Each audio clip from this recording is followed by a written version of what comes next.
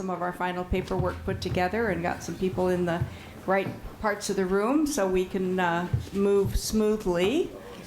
We're ready. All right. Welcome everyone to this evening's meeting. We'll begin with the Urban Renewal Agency meeting for March 24th, 2014. Would the recorder please call the roll? Board Member Bennett. Here. Board Member Tessler. Present. Board Member Nanke. Here. Board Member Clausen. Here. Board Member Dickey. Here. Board Member Thomas. Here. Board Member Benars. Here. Board Member Clem. Here. Chair Peterson. Here. Thank you. Would you all please join me in the Pledge of Allegiance?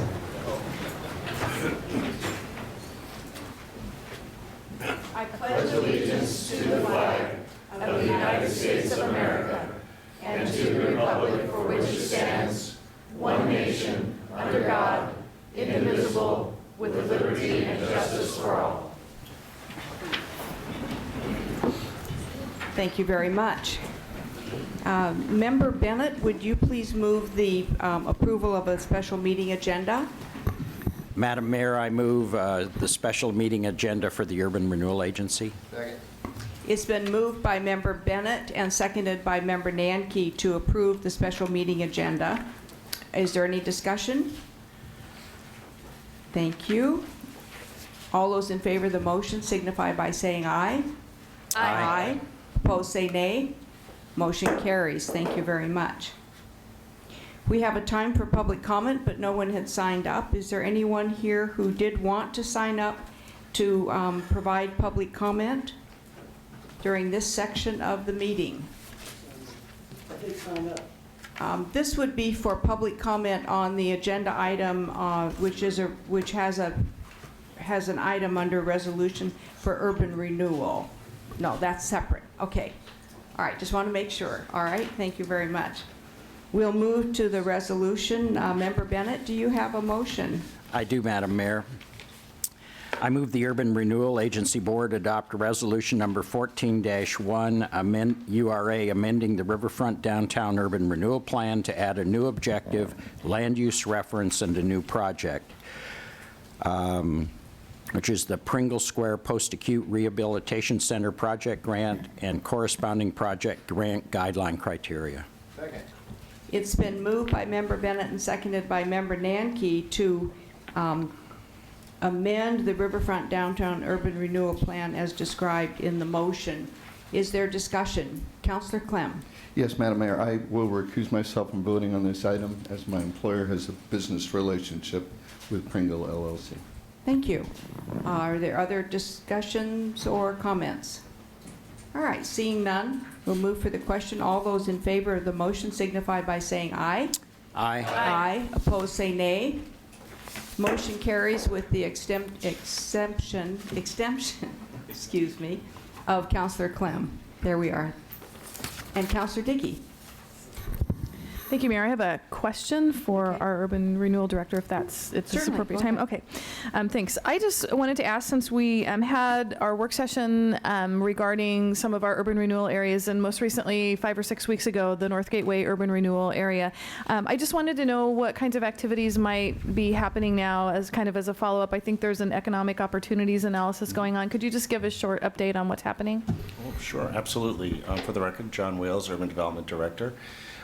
What Councilor Dickey you're referring to, I believe, is for the over a 3 or 4 month period, the agency board looked at all of our urban renewal areas to come up with some policy guidance as to the projects and the investments that we were looking to make. And in February, on February 12th, you all gave us and the advisory board policy guidance on North Gateway. And the most significant thing about that guidance was you directed staff to stop pursuing at this time the design and construction of the north phase of Portland Road, and instead look at a more comprehensive investment strategy for the remaining $22 million of tax increment, or excuse me, of maximum indebtedness that we can plan for that area. So we, in March, on March 6th, we went to the advisory board and shared that policy direction to them. We discussed what the budget implications would be in the next fiscal year of 14-15 budget, which they were very supportive of and supported adoption of it. And we have since been focusing on three things. One, we have been very aggressively looking at all of the past projects and history of projects that have occurred in this area, that were planned for this area that didn't occur, and trying to pull a lot of data together. There have been a lot of studies over the past 20 years in North Gateway as to the project. Some have gone forward, some haven't, but we're reevaluating the ones that haven't in particularly. We're looking at the zoning, compiling the data. There are some overlay zones that we're pulling together so that in preparing an RFP, we can have all the information basically readily available. So we're doing that. We're also developing an outreach strategy for the neighborhoods and for the business community. There are a lot of folks that we want to talk to as part of this process as well. And our plan is to go back to the advisory board at the next meeting. They now meet quarterly. So I believe that's in early June. And to have this discussion with them to get their input. We may have a series of discussions with them, get a recommendation, and then to bring back a recommendation to the agency board, either in a work session or on the floor here, as to a strategy moving forward. And it would probably include going out with implementing our outreach, as well as going out with an RFP to do to look for some assistance or outside expertise in an economic opportunities analysis. And for those that aren't familiar with this, that we've done this already in Riverfront, we've done this in West Salem, and to really adhere to the council's direction, we'll be coming back with a roadmap on how to do that. Thank you. Thank you very much. All right, we have no action items this evening to come before the Urban Renewal Agency. No further business, and that meeting is adjourned.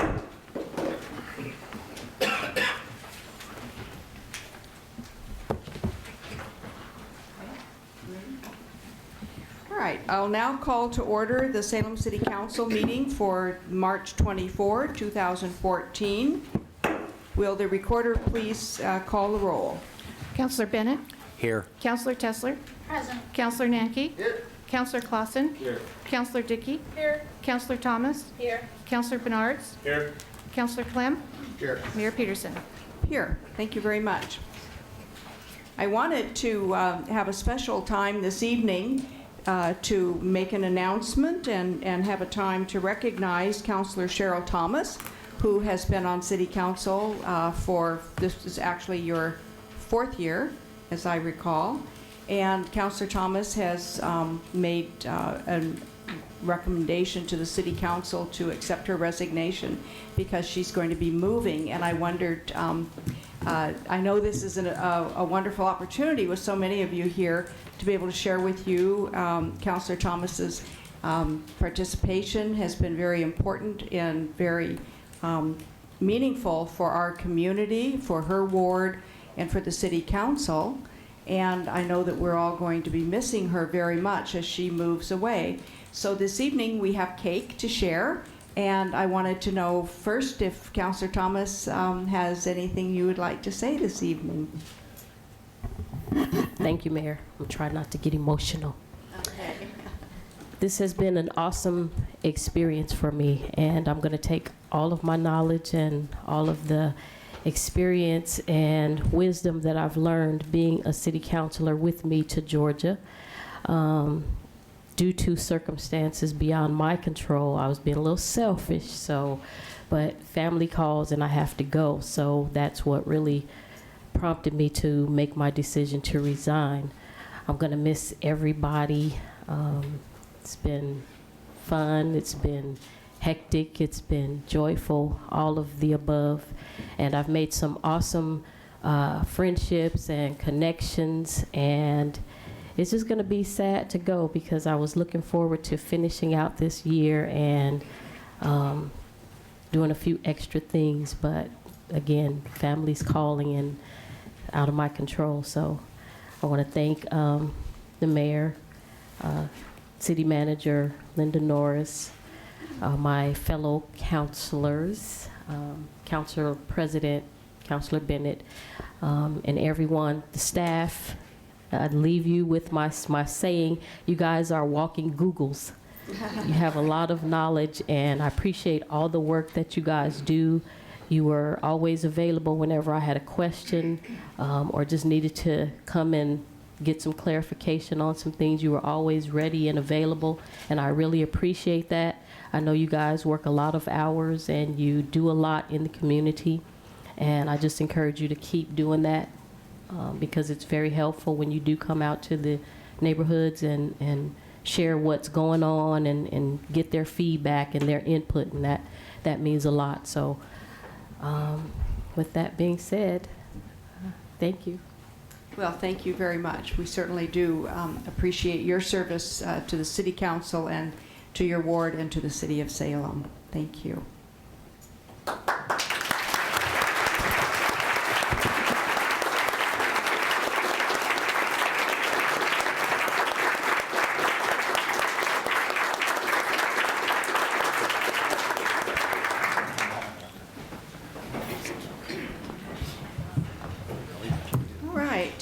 Our agenda calls for the approval of additions and deletions, and there are some.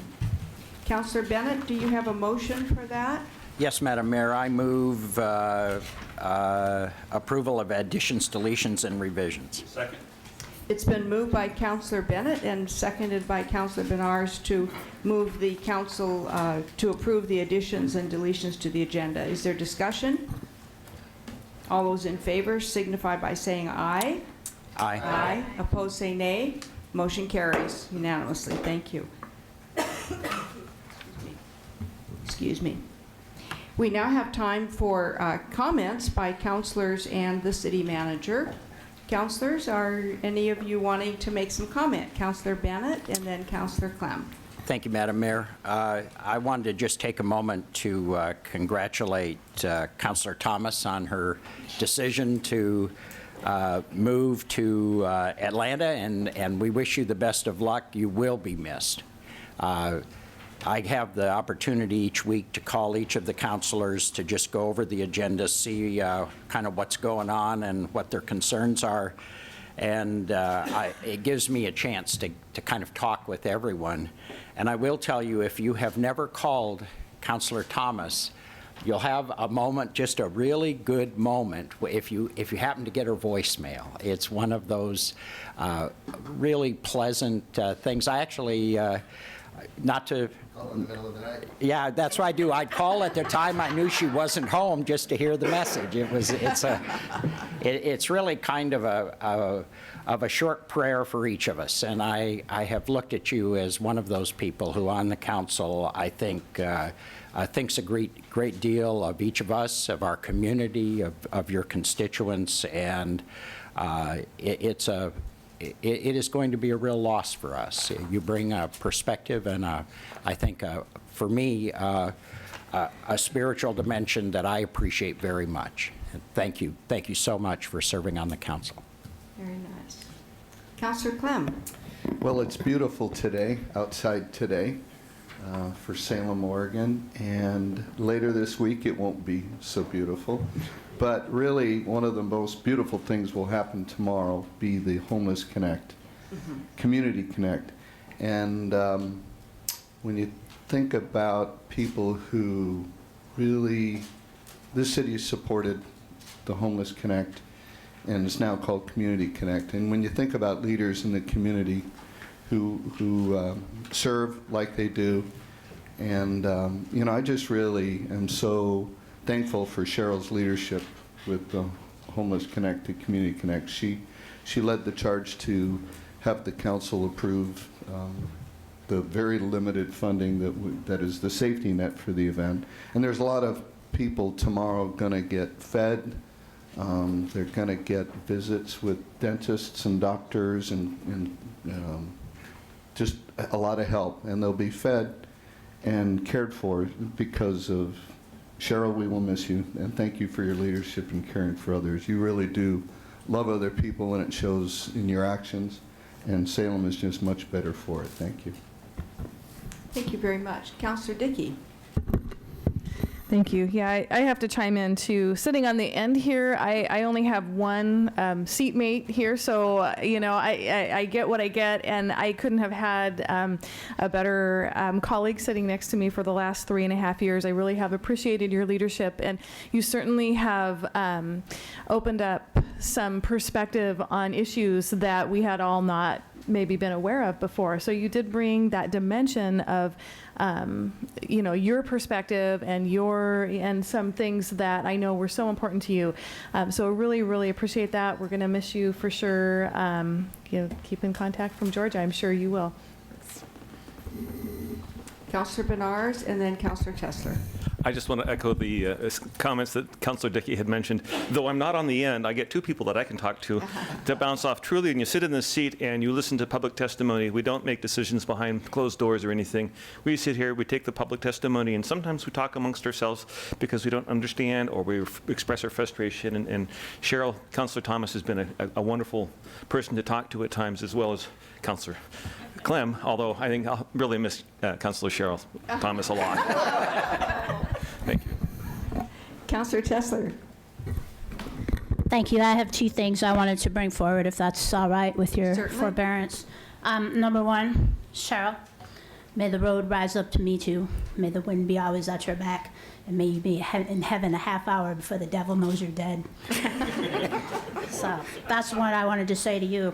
Number two, I have been reading some articles in the paper, and although I don't agree with everything that this editorial spoke to, one thing that I did agree with is that we should do a better job with public outreach in some ways. And one way that I think that the city can do a real good job of improving our public outreach and our ability for people to understand what we do at council is to work on improving our agenda topics. And I had a very long discussion with the mayor and the city manager and some other staff. And this is not a dig at our very good and qualified staff, but we need to think about how we put agenda items on the agenda so that when you are in our chambers, you can look at this agenda and it makes sense to you.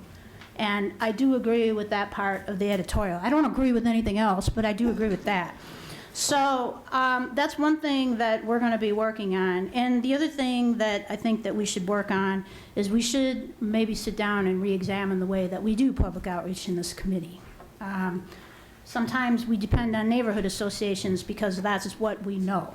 And that is our traditional way of doing outreach at the city. But now we're in the age of Facebook and Twitter and all kinds of interesting ways that we can interact and interface with people. And I think we're using some other ideas and techniques to do some different kinds of public outreach in the future and maybe think out of the box a little bit. And I can say all of this because I'm leaving in December. So, and the other thing is that I will, make a promise to the community that I will work very hard on this subject because I'm a big believer in public communication, and I've always been a very good communicator with my constituents, no matter what, on any subject, even if I didn't agree with you. And I think that, we should uphold those standards with the community. And so we will look at ways that we can evaluate our public communication. I would invite people to email me if you have ideas. My email is ltessler@cityofsalem.net, 1S. Please send me your ideas. I would like to see some ideas, and in the future I want to sit down with staff and go through a list and maybe see how we can mix and match and do a little better job in the future. Thank you for your time. Thank you very much. Appreciate your suggestions with regard to the agenda as well. Councillor Nanke. Thank you, Madam Mayor. First off, for Cheryl, thank you very much. It's been a pleasure working with you. Thank you for bringing your faith to the council floor as well. And we can play football here after the meeting. Depends on if we get that cake or not. I was talking at home last night in regards to, the reason why a lot of people are actually here tonight. And one other piece had come up as well, and I wanted to thank Councilor Bennett for actually reading the entirety of what staff recommendation was on the urban renewal area, because a lot of people think we rubber stamp city staff and that's all we're here to do.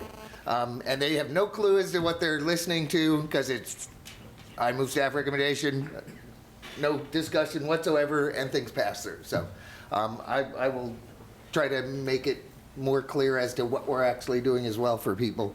And then secondly, in regards to the information item that's on tonight, there's staff recommendation inside of it, and I still can't for the life of me figure out why it's not on the standard agenda versus an information item, with a little more clarity on what we're actually doing, because the emails that I've seen from a lot of the people in this chamber, and I've tried to shoot back responses to give more clarity,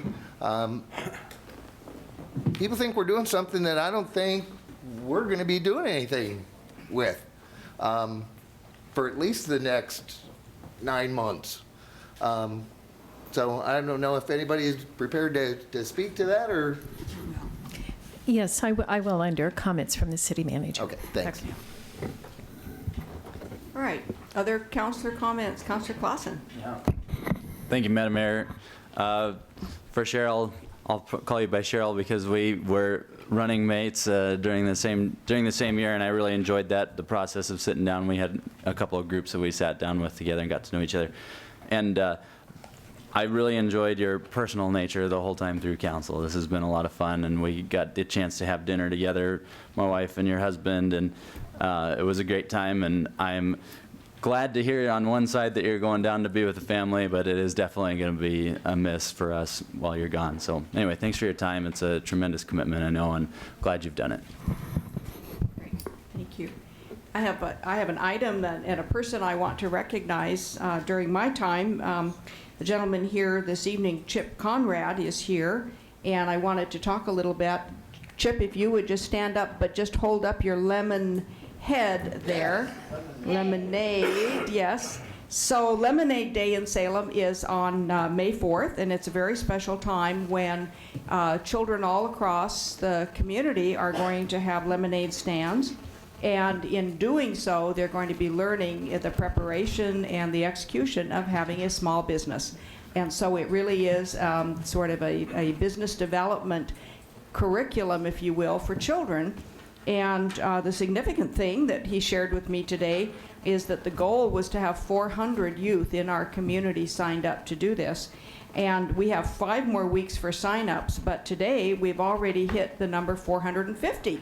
So we're expecting even many more, and I wanted to say to Mr. Conrad, thank you so much, because I know how hard you've been working on this project, as well as Salem Kaiser Education Foundation, as well as the schools, as well as many communities and homeschooled children as well. So congratulations on the number, and keep taking Mr. Lemonhead around town. I see him every once in a while, so that's a good thing for the young people in our community to be learning about. And I will turn now to our city manager. Welcome. Thank you, Mayor. And I also, to Councillor Thomas, just want to thank you. You've always been incredibly supportive and positive with staff, and have really gone out of your way to ask questions and provide your input. And we appreciate that so much, and really wish the best for you, and hope you'll stay in touch, and I know you will. So, the other thing I wanted to say in regard to the police facility is I wanted to clarify, because I think there has been a lot of information going out, that council will not be making a decision tonight. What we have on the council agenda is an information item where we've given the background of the process to date and the results of the survey, the number of community meetings that we've had. We've had 40-some community meetings, and providing a lot of information to council. We're finding at this time, because we're going into our budget committee process, as staff, we need to take a little pause and really focus on the budget committee process and getting the next year's budget adopted. And then after that, so probably in the June timeframe, late June timeframe, we'll be coming back to council to talk about next steps and how you want to proceed. At this point, I think we've past the time when it would make sense to have a ballot measure on the November election. And so that would be another decision that council would be making as we go forward. Okay. Thank you. Okay. All right. Any other councilors with council comment? Thank you very much. Okay, we have a couple of proclamations this evening. I'm going to start with the Arbor Week proclamation. So if our forester would come forward. I believe there are a couple of people here.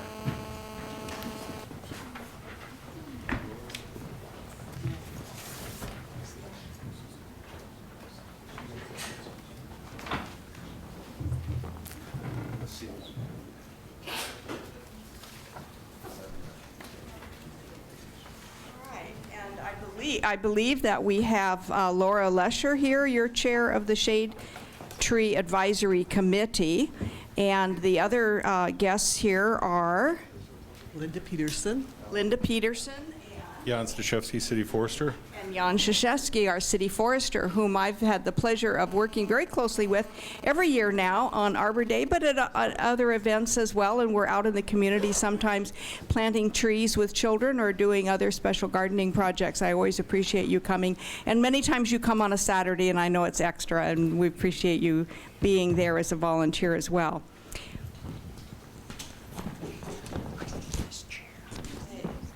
So this proclamation is one that I'm very honored to be able to present tonight.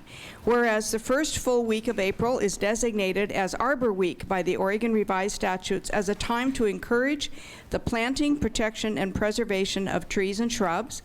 And whereas Arbor Week activities also encourage a greater understanding of the environment and means for preserving and improving it. And whereas for the 38th consecutive year, the National Arbor Day Foundation has designated the City of Salem as a Tree City USA for its participation in urban forestry by meeting the requirements of having a legally constituted tree commission, a comprehensive urban forestry program supported by a minimum dollar per capita of public funds, and by conducting formal Arbor Day Week activities. And whereas Salem is one of only 17 cities in the country to have been a charter participant in the Tree City USA program in 1976 and certified every year since, and is the first city in Oregon to receive a Tree City USA 38th year award. Now therefore I, Anna Peterson, Mayor of the City of Salem, do hereby proclaim the week of April 6th through the 12th, 2014, as Arbor Week, and I urge all citizens of Salem to participate in community, school, and private observations of Arbor Week during this week. And congratulations to all of you for all the work that you've been really putting forth to help us to have the kind of canopy and the kind of healthy trees that we have in our community. Thank you very much.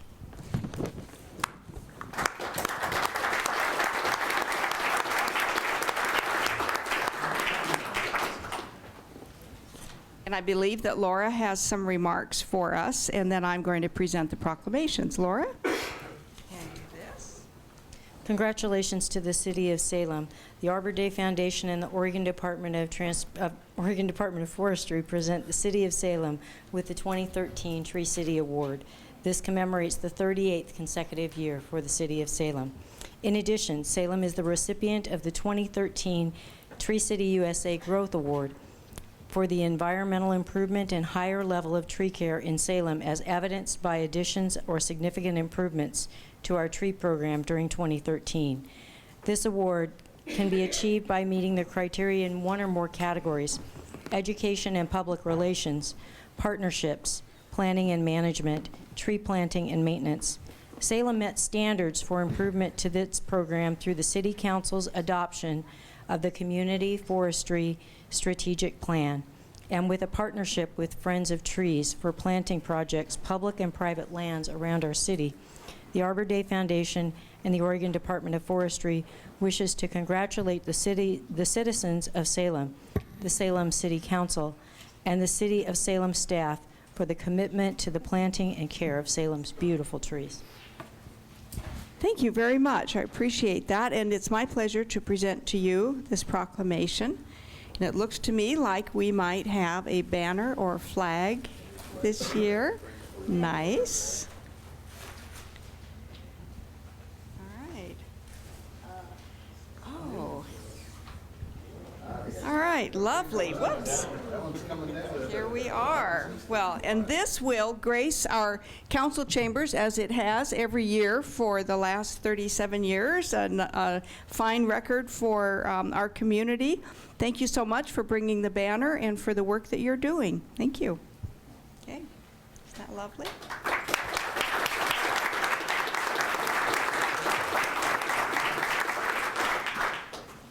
Thank you very much.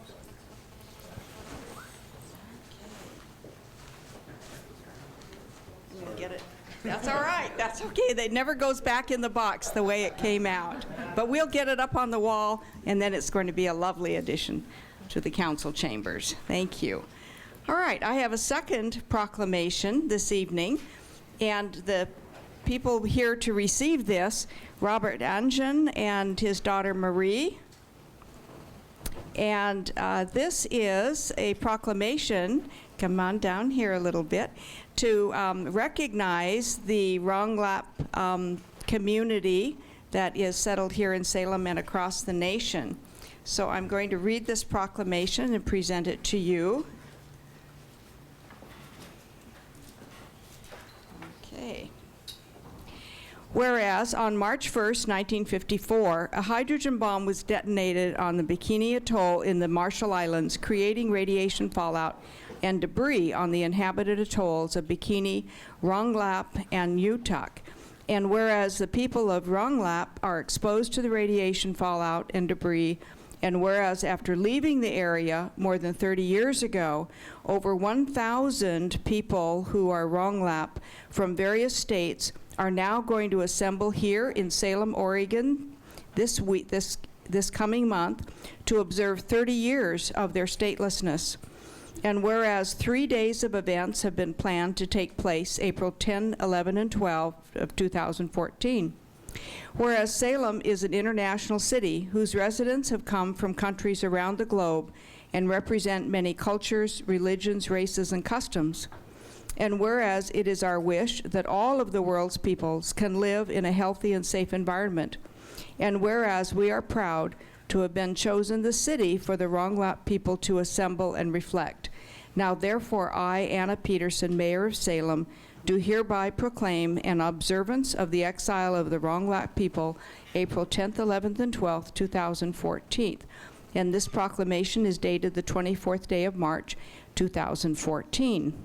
I will be presenting this to you, and I wondered if you might tell our members in the audience a bit about your celebration, your gathering, and where it's being held, because I understand the public is invited. Okay. Thank you, Mayor. Thank you, everyone. Thank you, City. My name is again Robert N. Jane. As Mayor mentioned, about 38 Ronglap exiles, and we're going to have, I would like to invite all at the McKay High School, and the other event will be on the Capitol, and Saturday 12 is going back to Salem, McKay High School. And part of this, we're going to have sport activity too at Wallace Park and Push Park. Once again, thank you so much, and thank you. You're very welcome. Thank you very much. Thank you. Yes, you're very welcome. Oh.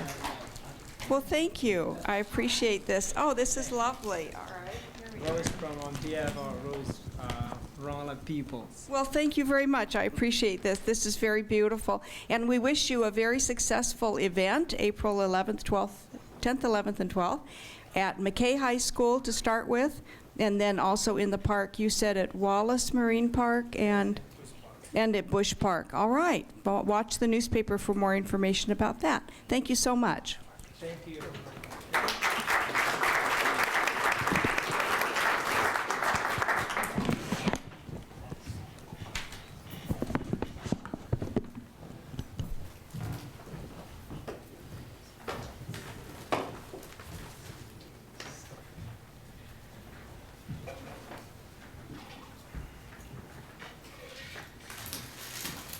Now, these are just lovely. I'm going to put these right here so that everyone can enjoy them this evening.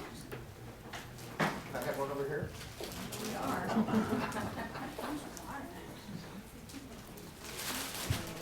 There we are. We got a water And feature. also, Just put it right over.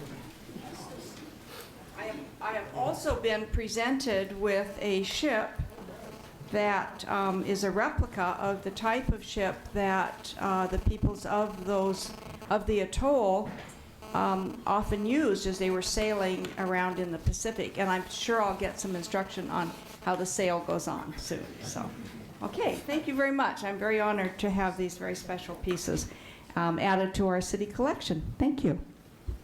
Okay. The next item on our agenda is public comment, and as the city manager did mention, there are many people probably this evening signed up for public comment regarding the item on the information part of the agenda having to do with the police facility. So again, a reminder, no decision tonight. This is only a report on the public input that we have been receiving. So with that, we'll start our public comment. And my practice is to call 2 or 3 names at a time so people are sort of prepared when it's going to be their turn next or next, so that you're ready and you can use either podium. And it's always timed. You have 3 minutes. At the end of 2 minutes, the amber light comes on, and at the end of 3 minutes, the red light comes on. So we will start with Neil Feldman, followed by Lee Coyne, and then Earl French. Thank you, Mayor Peterson. I realize that Oh, I'm sorry. Yes, welcome. Thank you for being here. My name is Neil Feldman. I'm a resident of Northeast Salem. Basically, I just wanted to put my 2 cents in since I've already schlepped down here anyway. Kind of pointless to head home without it. On the plan, basically, I don't believe that in this economy, and I don't think that's going to much change in the next year, the citizens are going to be very likely to pass a triple-digit plan. I kind of wondered when it was mentioned to me, I know that they're getting kind of cramped down in the police station, but I was also kind of wondering, we've got lots of vacant office space and so forth. There certainly is, especially with internet and Wi-Fi and so forth. There's really no need for everybody to be crammed into the one police station, that there could be certain positions and departments that could basically be farmed out. As far as expanding the parking, I would really hate to lose the pond area that we have. I don't really see a need for an expensive underground thing. I mean, for unused vehicles. There's any number of places that you could either build or retrofit anywhere in the city. It doesn't really matter where the vehicles are stored, as long as it's a secure location. As far as replacing the council chambers, I've kind of gotten used to the council chambers as they are. I don't see anything wrong with the council chambers as they are. And I mean, aside from possible earthquake retrofitting or whatever, I'd kind of like to keep it. As far as building a new police station, it might be better to have it elsewhere. I don't know. I know the police have mentioned that they wanted to be downtown, to which my naive attitude is, I thought this was downtown. We're all about 5 blocks away from State Street. There's not a whole lot less downtown than there is. But that's basically my 2 cents on it. Basically doing with what we have, retrofitting that rather than just tossing it out and going with an expensive plan. And that's about it, if you have any questions. Okay, thank you very much. Appreciate you bringing testimony this evening.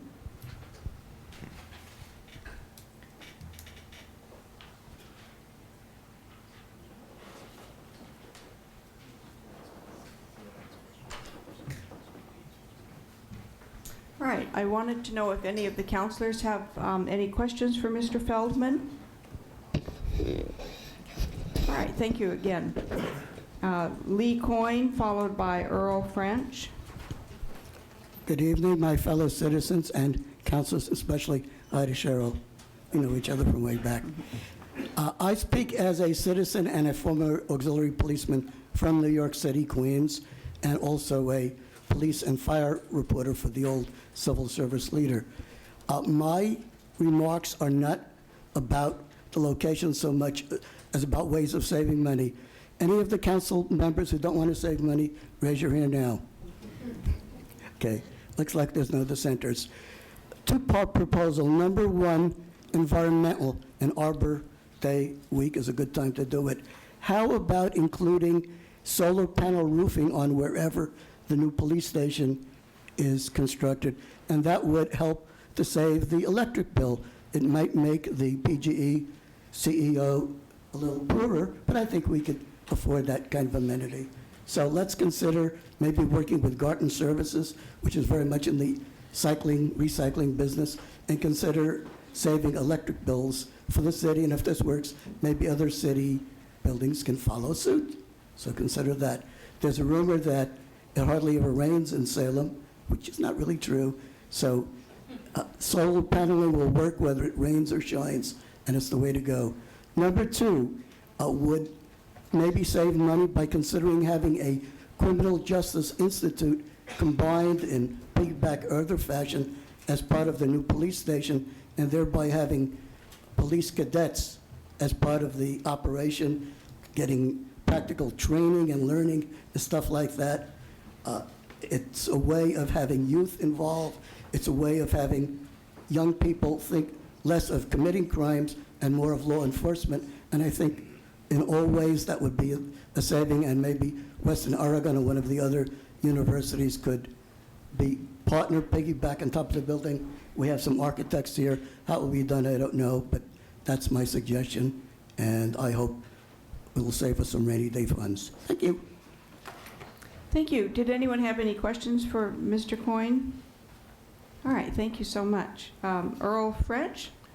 My name is Earl French. I'm a new resident to Salem, fairly recent. I evacuated after the earthquake, tsunami, and radiation leak in Japan and brought my Japanese bride and baby here to Salem. And I want to thank you for the privilege of being welcomed here as a serviceman and a veteran. I am awestruck at how I'm honored.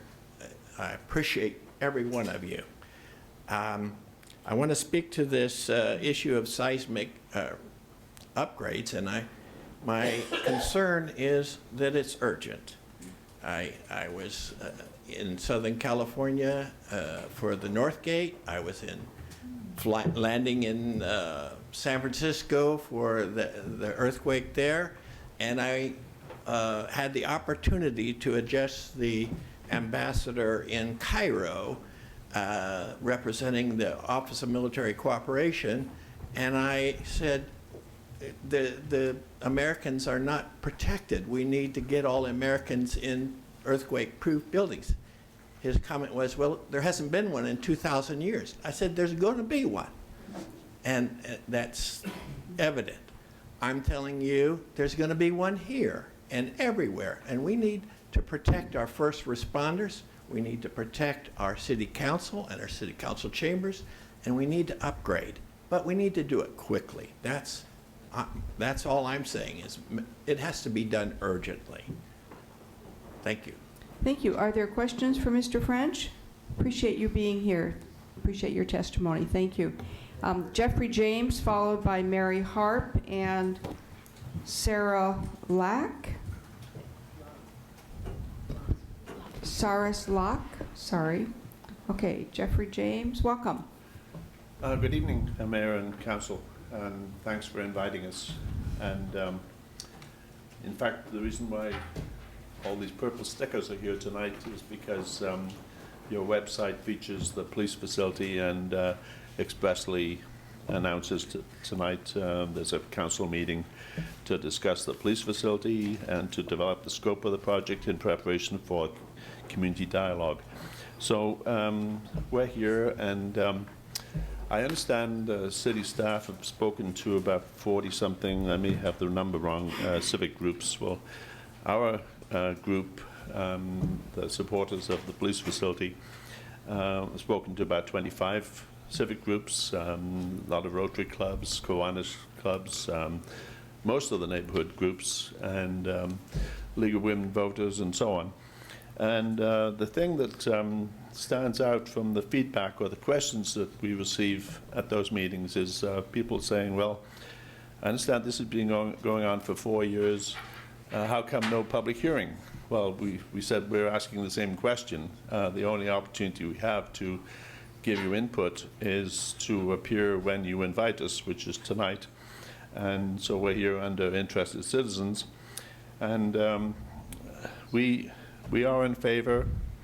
I've always been in favor, as the chief knows, of the police facility. In fact, I sat right there and made the motion at the budget committee 4 years ago to that the city should move ahead with a police facility. We saw the need, and also the seismic improvements to Civic Center. And by the Civic Center, we meant the City Hall and the library. So the library's been added now.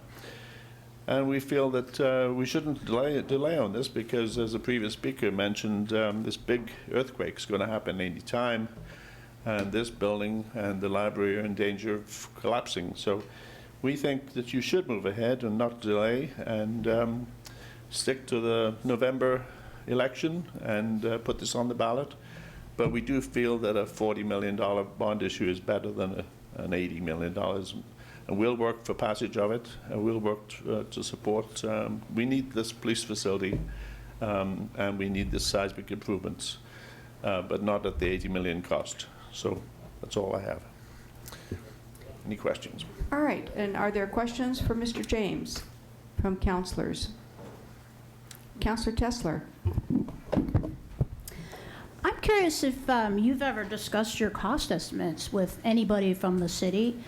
When you submitted a letter to us, I didn't see any cost estimates on there at all.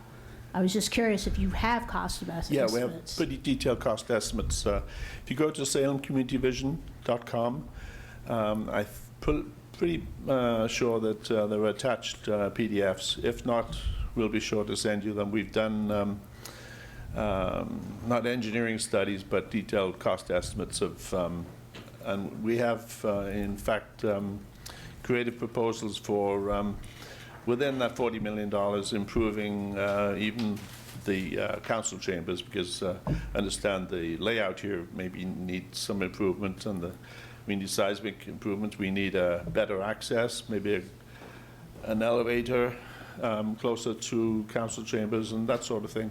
So all that's in about a 10-page report that we've done, and we'll make a point of sending it to the councils so that you can at least review. A lot of work's gone into this, and another speaker will speak in a few minutes on, give you more detail. And I was wondering if you were a seismic engineer or a professional engineer. No, I'm a registered architect. And architects have to take some seismic courses to maintain their license, but we're not professional engineers. And so you are not a registered PE? And you have no seismic engineering background? No, but we've consulted with the city's structural engineer that advises you, and he's advised us, and we've included that in our reports, the references to those discussions. And my last question to you was that we've had over 40 public meetings on the subject, over 40. Yes. Yet I've never, not once, been invited to a Salem Community Vision meeting. And I don't think anybody else here either has been invited. We've been out in the public extensively. We don't have paid staff. We have unpaid volunteers. So our score is not doesn't match your 40, but 25 is quite respectable for a bunch of people that work during the day and go out like you in the evenings and volunteer. So well, you're looking at 9 unpaid volunteers right here. Exactly, I know. Yeah, I just wanted to make that point. I think we should be all on the same side. We all need to see the need for a police facility, and we shouldn't be nitpicky about some volunteers. Recommendations. I think we're all open to criticism, but we're all working for the same end goal of building a new police facility. And you did read this report tonight before you came down here? Yes. Is that correct? Well, did you read that it says that this design is 5% complete? Yes, I knew that. So you know that we are not going to go to ballot with a 5% complete design? Well, you should go to a ballot with a 5% complete design. Wouldn't you agree that would be sort of a bad idea when you're only 5% complete? That means 95% of your project is not complete. I don't know the total, but I understand you've spent tens of thousands of dollars on multiple consulting firms, many outside this Salem, and so there's a lot of cost gone into studies, and We've asked for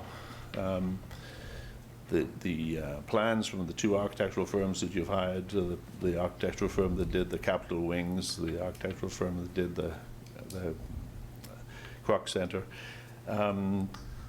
If we could see copies of those plans, and they've not been available, even though you spent, what, $100,000 on those, we'd like to see that end product, because if I was working for you, I would have to have an end product, something to show from, all those months. So I think you should look into that. I think that's all for me, unless the city manager would like to respond to that last question, which I think that she does. Well, you were looking at me, so I wanted to come to the microphone. Mr. Dannon, our project engineer, is here, but we thought we would speak under the information report so that you had an opportunity to hear from the public and under public comment. I have just a couple of questions for Mr. James. One is that you indicate that you have arrived at your figures for the cost of the seismic upgrades and for the police facility without relying on any engineering studies. But I fail to understand how a price could be placed on seismic upgrade repairs without engineering studies. So I'm curious to know how you've arrived at the dollar figures that you've arrived at. We're simply using the city's numbers. The city's cost estimate for this building is $6.6 million, $6.3 million, and another $6.3 million for the remodel of the space when the police move out to accommodate another department. And so that's $12.6 million. We've used that figure in our cost estimate. We haven't changed it. And then we've added, as you have, the number that you've added, that you informed us at the work session at the library, that you've added a dollar figure for the library. Well, that's been added too. So in that $20 million, we recommend you move ahead with the seismic improvements. That covers everything that you've estimated in the staff's cost estimates to you. Now, we don't go to those meetings that you go to, so we have to rely on what you publish on your website, and that's the information that we have used. We've used the city figures, not our figures. Well, I fail to understand, Mr. James, if you're using city figures, how we possibly could end up so far apart in the dollar amount. Well, here's one example. We are saying that it's too expensive for the taxpayers to build the police facility at the Mirror Pond site. And the reason is because of the cost of the parking. If you do the math, the city's numbers that they provide us for the parking, the underground parking, is $13 million. And the number of parking spaces is 235. If you divide the 235 into the 14 million, you come up with $55,000 per space, which your consultant told you at the work session meeting was 2 or 3 times the national average cost for a underground parking space. So that's the reason why the cost is so high, is the underground parking. If you were to locate, as Eugene did, on a surface parking lot site, your cost would be half. And that's what the Eugene police chief said in the video that you watched the other night, that he says they have a perfect solution, not an ideal location, but the ideal location would be downtown, and that would cost twice as much. So he thinks that's a responsible solution, and we think that's the right direction too, that we should build the police facility, either an acquired building that you remodel, or a new building, not a fancy building, but a perfectly adequate building like Eugene's on a site a few blocks away. Mm-hmm. And do you have that site identified? Yeah, we have 7 sites identified. The first one would be the one that your consultant recommended, the Urban Land Institute recommended the window to the west across the street because if the Civic Center ever needed expansion, that the City Hall addition should be on the land you own across Commercial Street with maybe a sky bridge. The second one would be Mission Street comes up a lot. If that had a frontage road behind it to give better access in and out. Mission Street, where? Mission Street, Capitol, Chevrolet, Toyota, Subaru. That may not be available, but it's still listed on the real estate listings. City shops, there's a site there. Airport, there's sites at the airport. The state has surplus property at Center and Park. Northgate Neighborhood Association is recommending Portland Road at Highland Avenue. And a few years ago, there was a study for a joint police facility, police and sheriff facility out at Highway 22,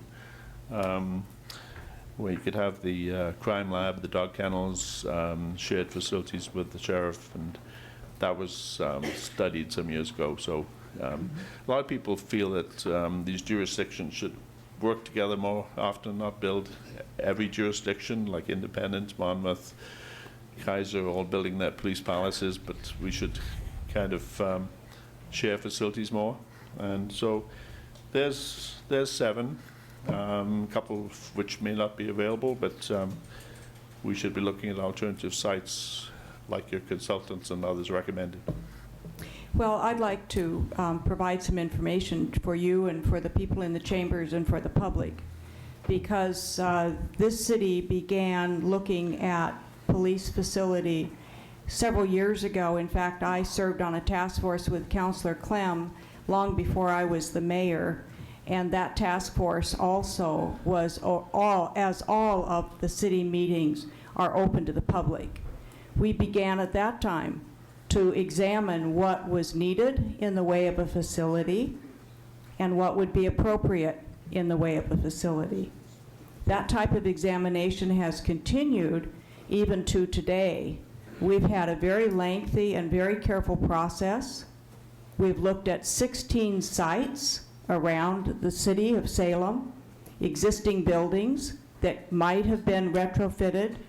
Each had been analyzed. Each was carefully considered by architects who advised the city and advised our group that was working on this project. All of that information has always been open to the public. All of that information has always been available. And we, in fact, took that information to work sessions and out into the community.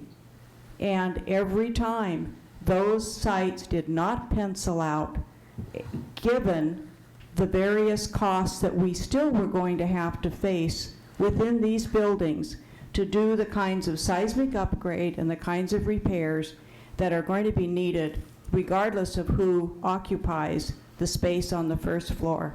And with regard to this council chambers, there's been very careful seismic upgrade study and very careful engineering analysis to try to understand if this was a facility, a space that would survive an earthquake, and is this the best location for this process. So I want to dispel what I'm hearing, that we've not been open, that we have not been available to the public, and that we've not thoroughly investigated other sites and other processes. So I want to just reassure people here in the audience and people at home that this is not a city council or a city government that lightheartedly drew up plans and simply wanted to go out to the public and ask them to spend hard-earned money on something that was a dream of ours. It's certainly not a dream of ours. Budgets are very, very, very carefully managed at this city and will continue to be very carefully managed. We have made a decision to wait until we get through this year's budget time to decide where we take the further planning for this facility, for the police facility, and how we further plan to meet the seismic needs and the other maintenance needs that are truly pressing needs here at City Hall. Thank you very much, Mr. James. Thank you. Okay, we're going to proceed. We have Mary Harp, and then is it Saras Lack? Thank you. I think this is working. Okay, yes. Hi, good evening, council members, Mayor. My name is Mary Hart. I live at 660 Johnson Street Northeast. About a month ago, the City Planning Commission passed a ordinance change in our neighborhood for 2630 Church Street Northeast. And I'm asking that the City Council please bring this up for review, as I don't feel that this is an appropriate use for our community. And we could get into other details, but I will leave it alone for now. Are there questions of councilors? Yes, Councilor Dickey. Just to make a comment, I will be planning on addressing the issue later on in the meeting. Good. Thank you. Thanks for coming down. Yes, welcome. Hi, my name is Saras Lal, and I'm from 620 Johnson Street, Salem, Oregon.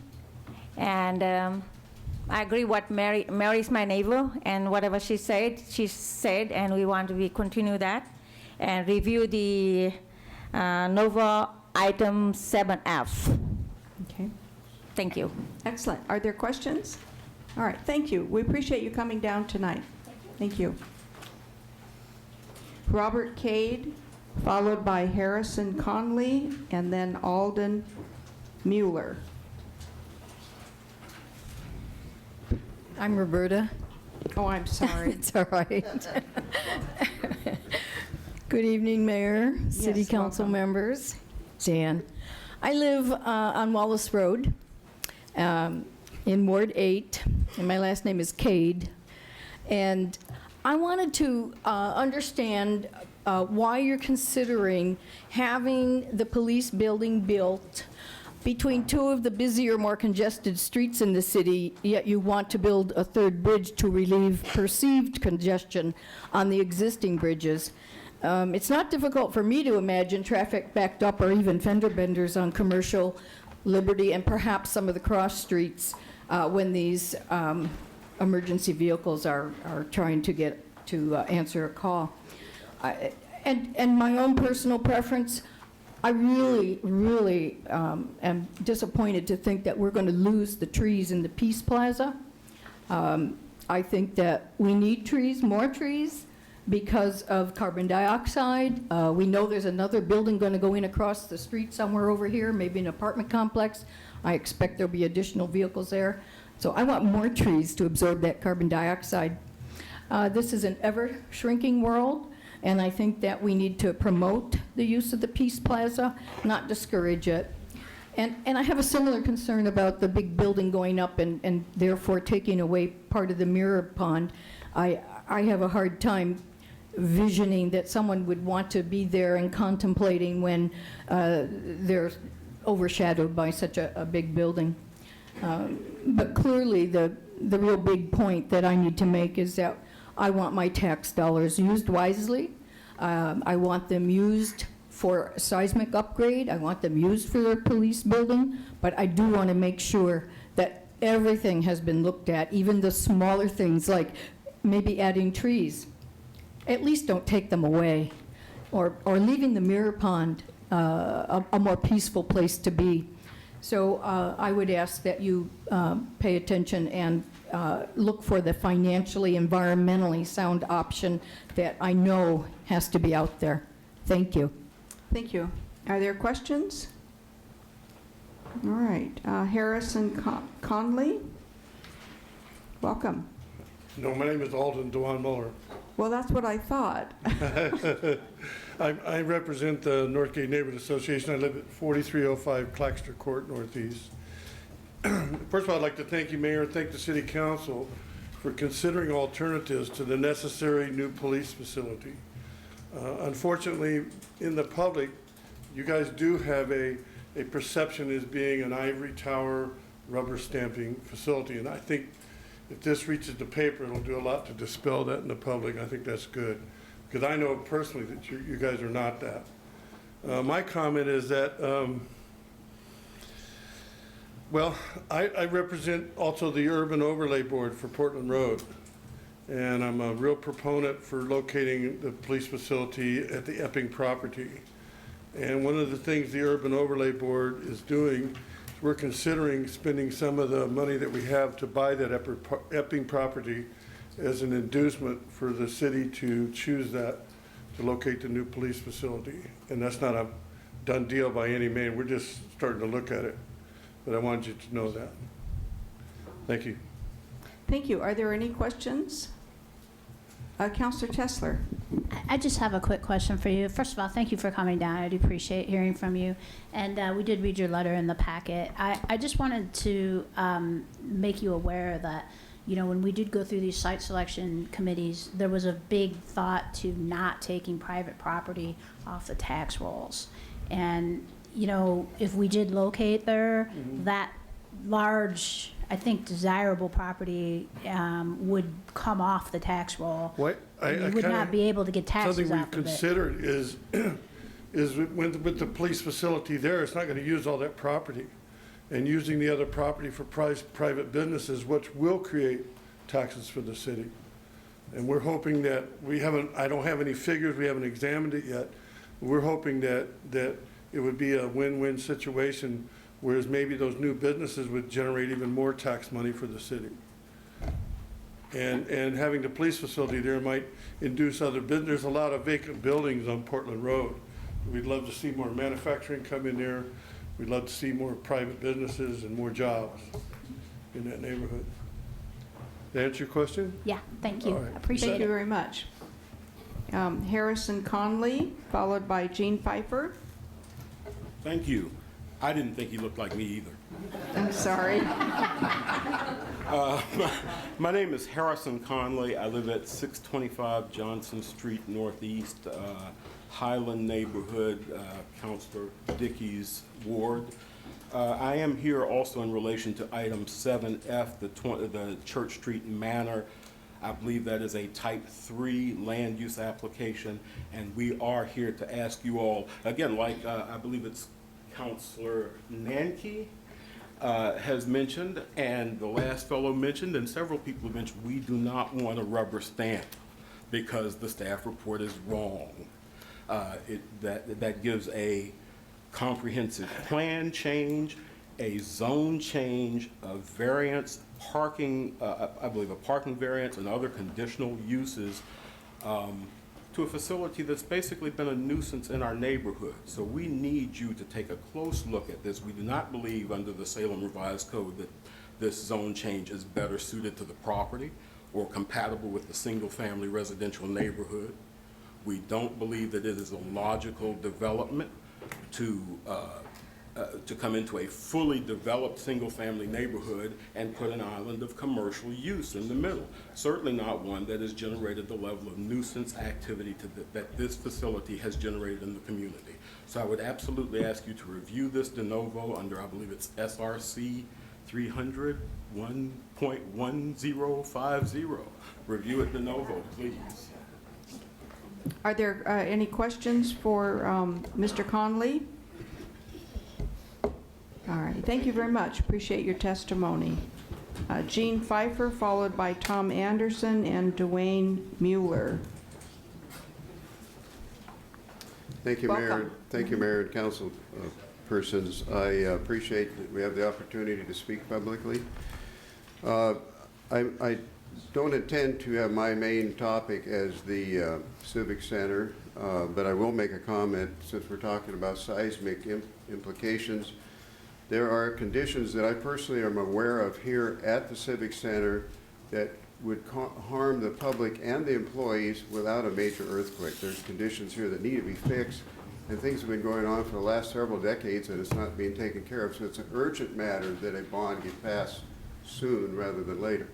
My topic is relative to the footbridge, the crossing of the railroad there on the Tokarski property to the Riverfront Park, and to the implications that we have from traffic coming off the bridge on Front Street, that ramp, the other ramps that we have that we're not facilitating and make better use of. Therefore, it seems that we need to have the third bridge, and that's another topic. But right now, I want to focus on that. So, upcoming discussion is about vacating the railroad crossing there across the railroad tracks there from Tokarski's property. I think we need to keep that property open, that access open. I'm sure you do, and I've experienced it many times, when you come off of the ramp or coming on Front Street, pedestrians on a day like today, they want to cross there. It's a nice day, and they want to go to the park. The traffic is continually parked or stopped, and we now have 2 traffic lights, and we have 2 pedestrian crossings, and we have a terrible conflict between pedestrian and car traffic. I think that the location there where the carousel is should be changed. It's dangerous. We should have such that something is done to improve that. So in the case of the footbridge, we're talking about spending $10 million. We should pull that back. I've talked to Bill Peace, engineer who's done work with the city. We can do that for more like $4 million, something that's more representative of the city. Put that money into a footbridge that'll go over Front Street and take care of this traffic problem.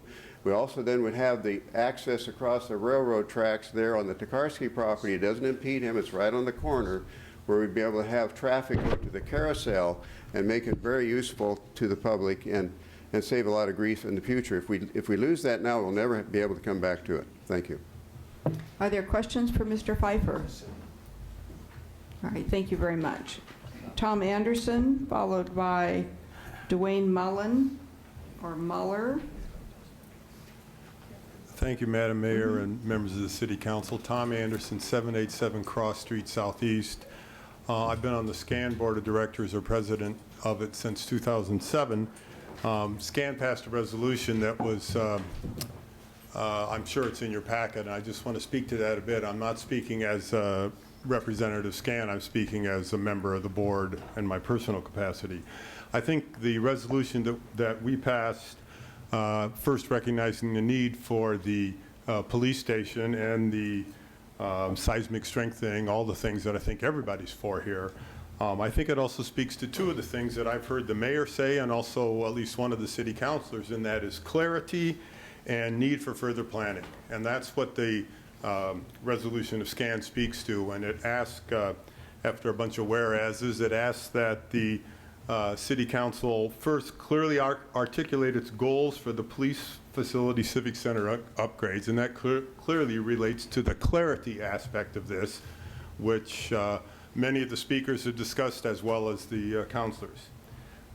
Second one is recruit and formally empower a broad-based community group to review alternatives, including alternative locations to the police facility, and make recommendations to the council. The alternative locations for the police facility was an amendment that I made at the SCAN meeting, and it was adopted unanimously, the whole thing.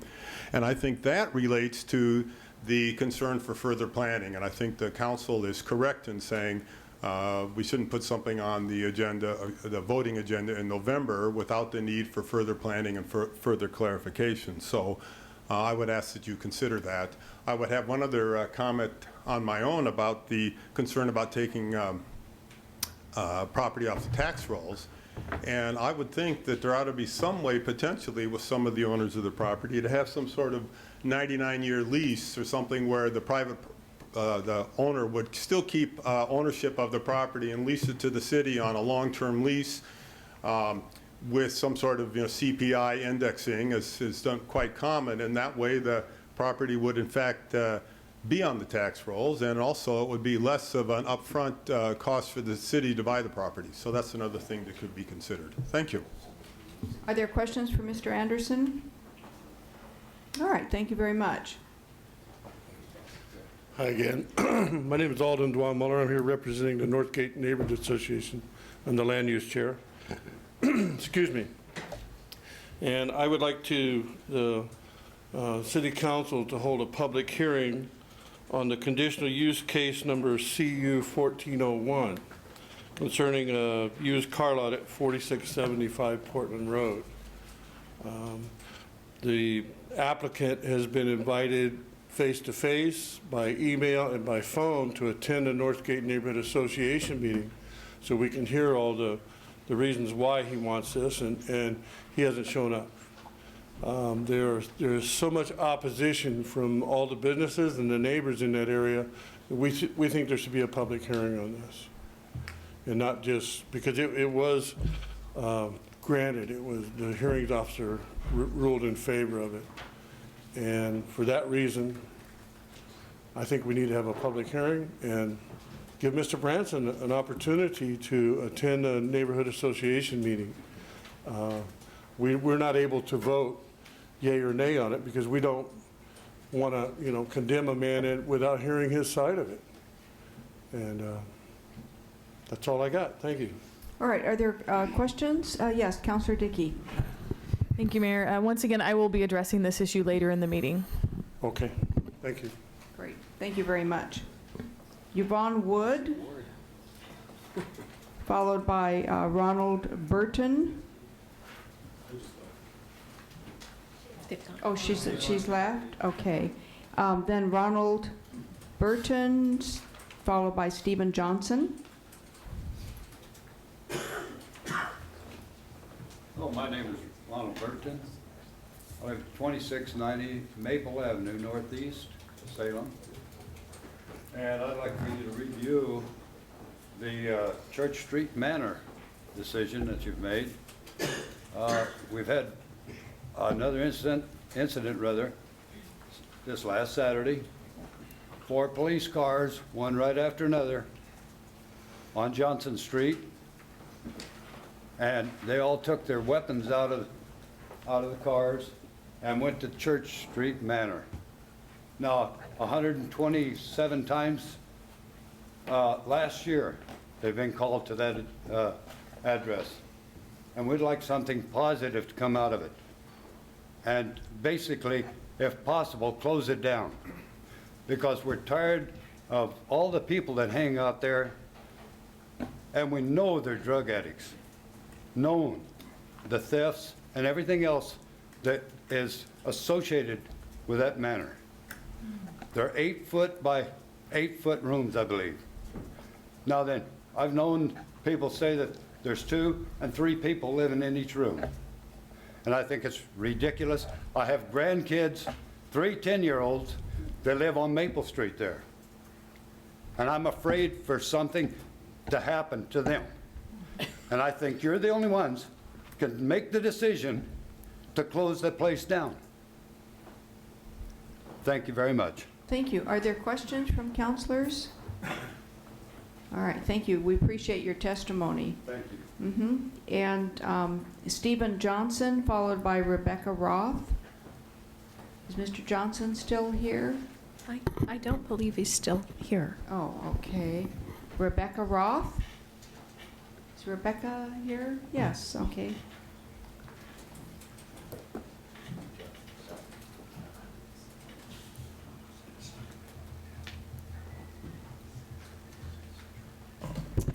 Rebecca Roth, is this working? Rebecca Roth, 6631 Coates Drive, Southeast.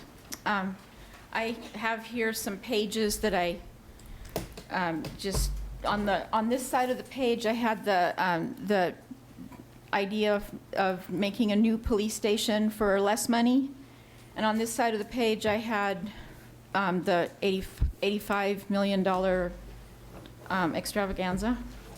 And everybody that signed on the side for the cheaper one, but I had a lot of people that said, I don't want to sign any of that.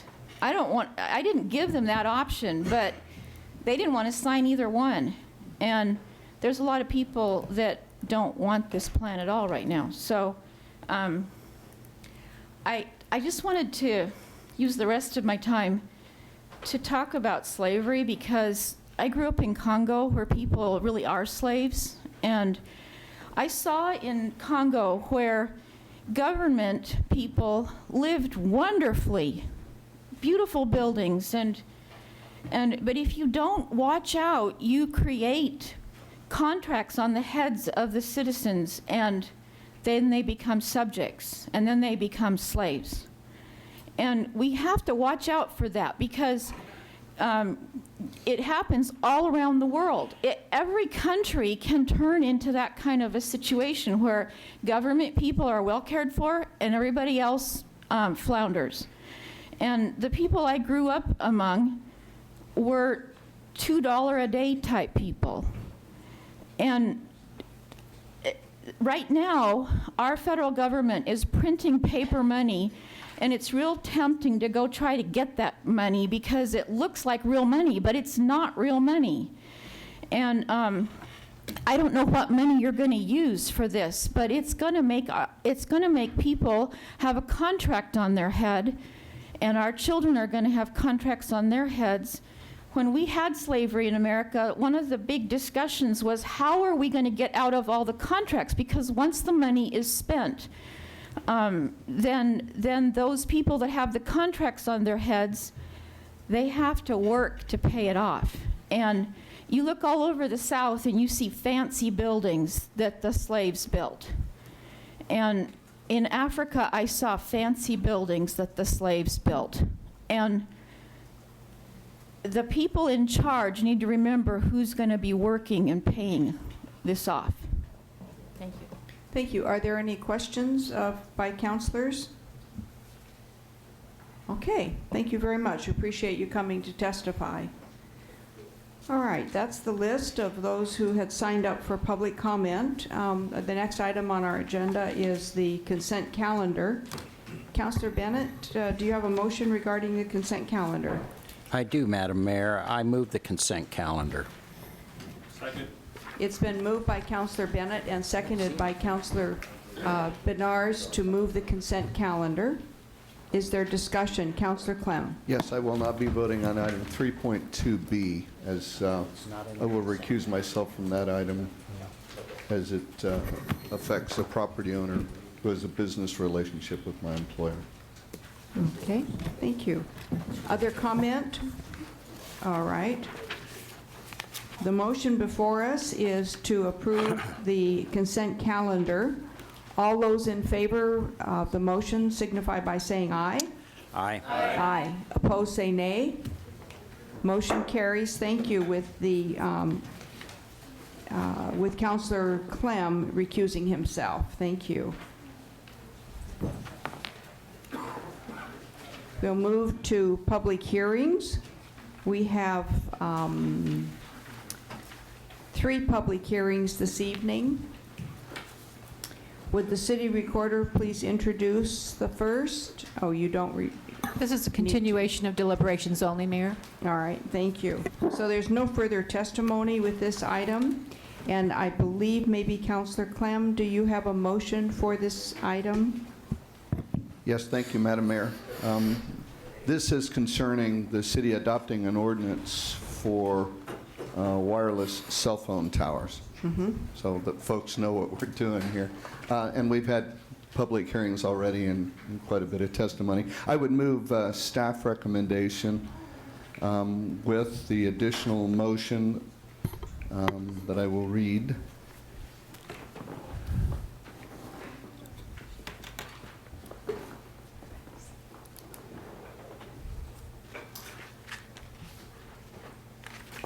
Right now. Right now.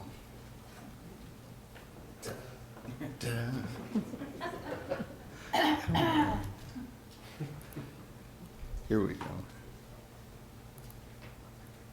I apologize.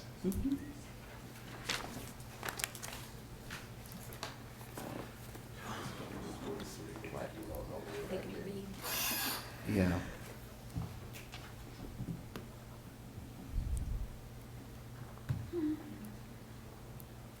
I move to adopt staff recommendation to amend the engrossed, I move staff recommendation and to amend the engrossed ordinance and advance the ordinance to second reading with the follow additional amendment. Amend section 703-100B to require third-party review of applications for new support towers in or within 300 feet of a residential zone for an adjustment to exceed the maximum height of a support tower in or within 300 feet of a residential zone, or an adjustment to reduce the minimum setback of a support tower from a residential zone.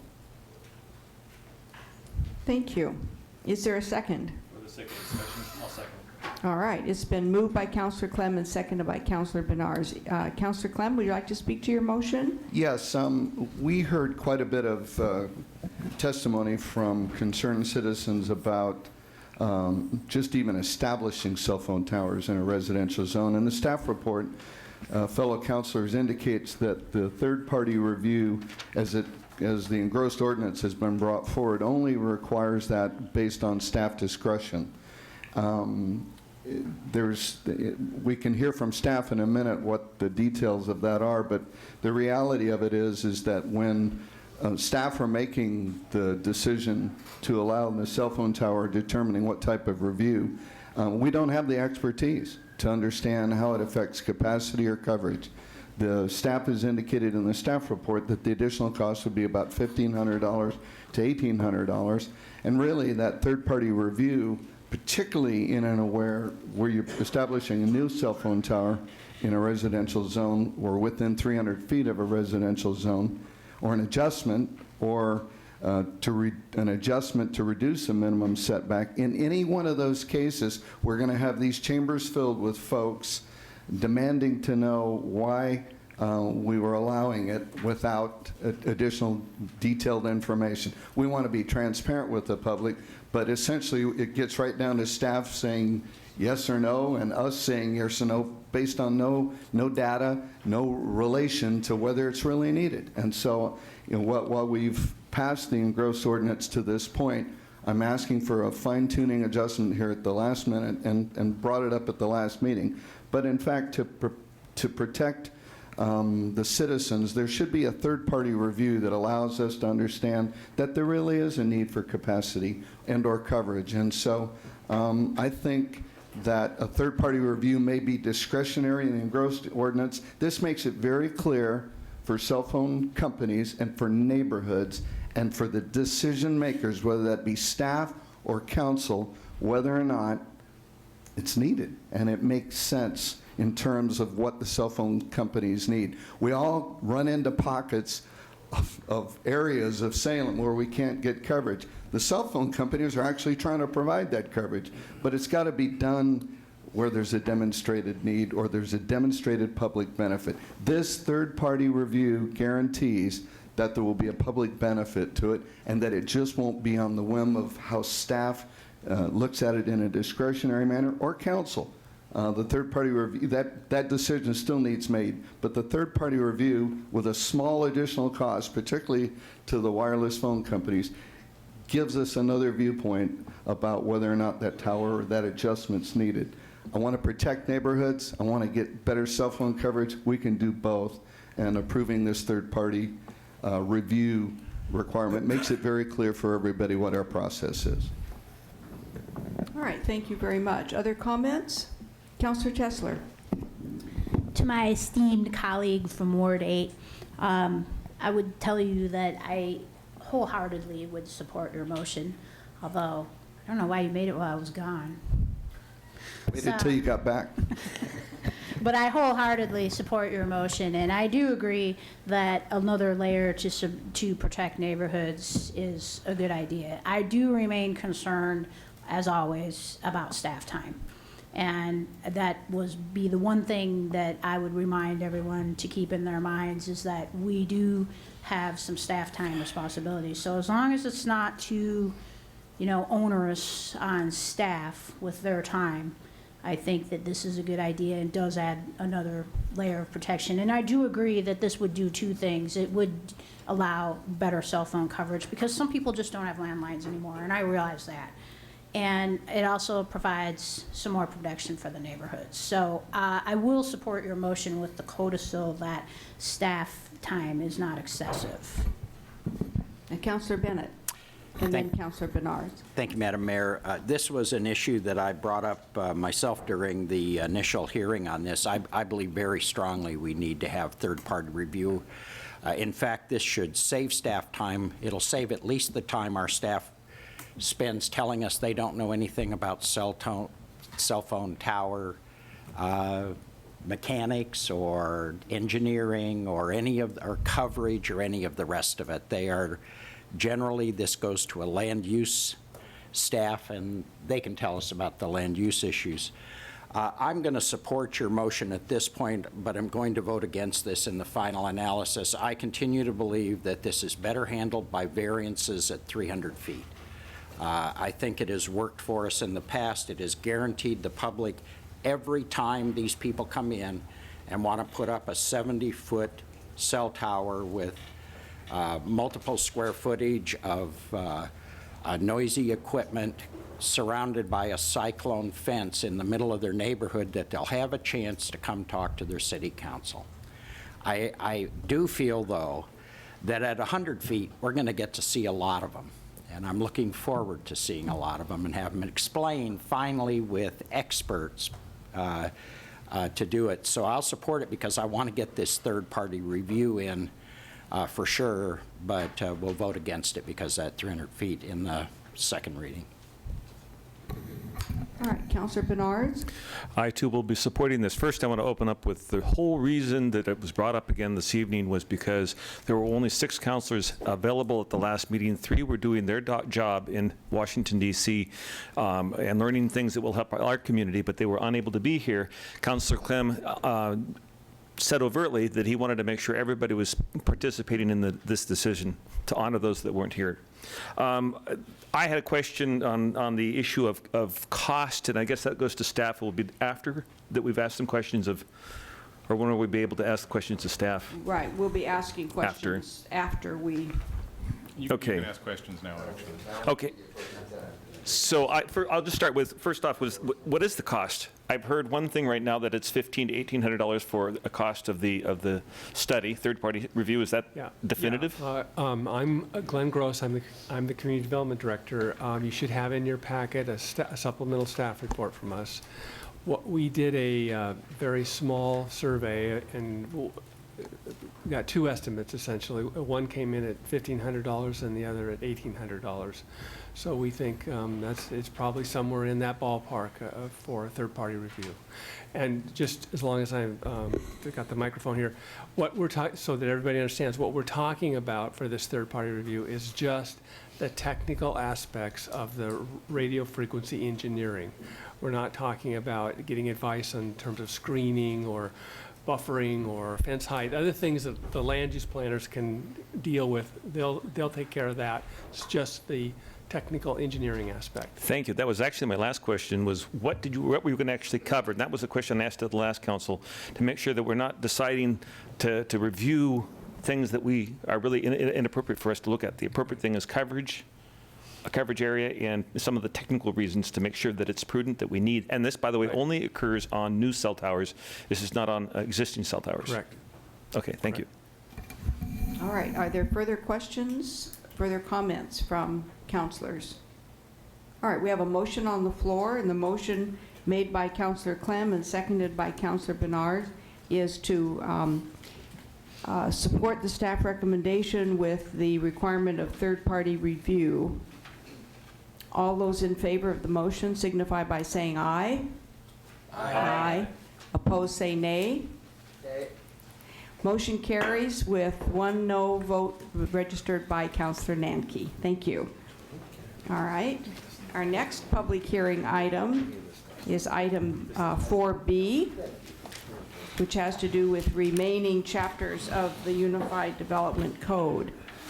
Councillor Bennett, do you have a motion? I do, Madam Mayor. I move the City Council amend Ordinance Bill number 3113 as set forth and proposed engrossed Ordinance Bill number 3113 and advance the engrossed Ordinance Bill adopting the remaining chapters of the UDC to second reading for enactment. Right. It's been moved by Councillor Bennett and seconded by Councillor Bernard to support the staff recommendation. All those is there discussion? Just, Councilor Madam Bennett, Mayor, would in you like to case there was speak? any question why we do staff recommendation as one of our motions, it's because of opaque language like that motion. I understand. I agree. Do you care to speak further to your motion? No, I'm not sure. No, that's it. I could cut He's through at that it. one. All right, then all those in favor of the motion signify by saying aye. Aye. Opposed, say nay. Motion carries unanimously. Thank you. Mayor, if I Yes. could, I just wanted to recognize that this is the result of about 4 years of Yeah. work on the part of staff, the council, several councilors in particular, and many people from the community, the Planning Commission and others, and we really do appreciate the hard work that's gone into this, and I think it's going to make a big improvement, make our development process easier for people in the public and developers to understand. So I really do appreciate all the time everyone has spent. So that's what that is, then. That's Yes. Yeah. Councillor Clem? I would just ask that Linda or the appropriate person pass on our thanks to Vicki Harton Woods and Randall Tosh for starting this so long ago. I will definitely do that, and I believe they're watching tonight to make sure this happens. Okay. Good job, Vicki and Randall. One other is Bryce, I think. Yes, Just yes, did yes. amazing work. It's been a big part Just- of his he working knows life for this- several years. He knows it by memory. Okay. All right, so the third public hearing that we're going to have has to do with the McKay Park Master Plan. And would the city recorder please introduce this public hearing? The Salem City Council will now hold a public hearing for the purpose of considering adoption of the McKay Park Master Plan update. The criteria that are applicable to the decision are found in Chapter 5, Master Plan Policies, Goals 1 through 4 of the 2013 Salem Comprehensive Park System Master Plan Update Document. Failure to raise an issue in the hearing in person or by letter, or failure to provide statements or evidence sufficient to afford the decision maker and the parties an opportunity to respond to the issue precludes an appeal to the Land Use Board of Appeals on that issue. A similar failure to raise constitutional issues relating to proposed conditions of approval precludes an action for damages in circuit court. Thank you, and I believe we have a staff presentation. Mr. Kieber, are you going to present for us? Yes, I am. Thank you. Welcome. Mhm. Good evening, Keith Keever, Park Superintendent. This is a presentation on the McKay Park Master Plan update. First, I want to give you a little bit of background. McKay Park is located in northeast Salem, adjacent to McKay High School. It is just over 18 acres, which is small for a community park. It was originally developed in 1980 and serves 5 neighborhood associations, with NOLA claiming it as their own. So why do we want to do an update? Most of the park features in the park are more than 30 years old. Changing demographics mean that park users are asking for new and different facilities in our parks. And many park facilities have deteriorated, such as some of the play equipment and exercise equipment, and thus has been removed. Existing park features include 2 soccer fields, 2 ball fields, a softball and a baseball field primarily used by the high school, a playground, 2 parking lots, basketball courts, chemical toilets. We have no permanent restrooms in the park, and a wood chip perimeter trail that goes completely around the park. Existing site conditions. We have a creek, Claggett Creek, which runs through the middle of the park. You can see it here. And it's piped underneath the soccer field on the west side of the park there. And so because of that, it's created a lot of hydraulic problems in the park. The area around the soccer fields remain wet throughout the year, and it makes it very hard to play on those fields. Slopes are fairly flat on the site. There are just a few existing trees in the north end of the park. You can see by the green blobs there. Access points include 2 vehicular access on either side of the park, about in the middle. and 4 pedestrian access points on the sides, as well as the high school to the south. Adjacent uses are primarily residential with the high school on the south side. This is a view of Claggett Creek where it daylights about in the middle of the park.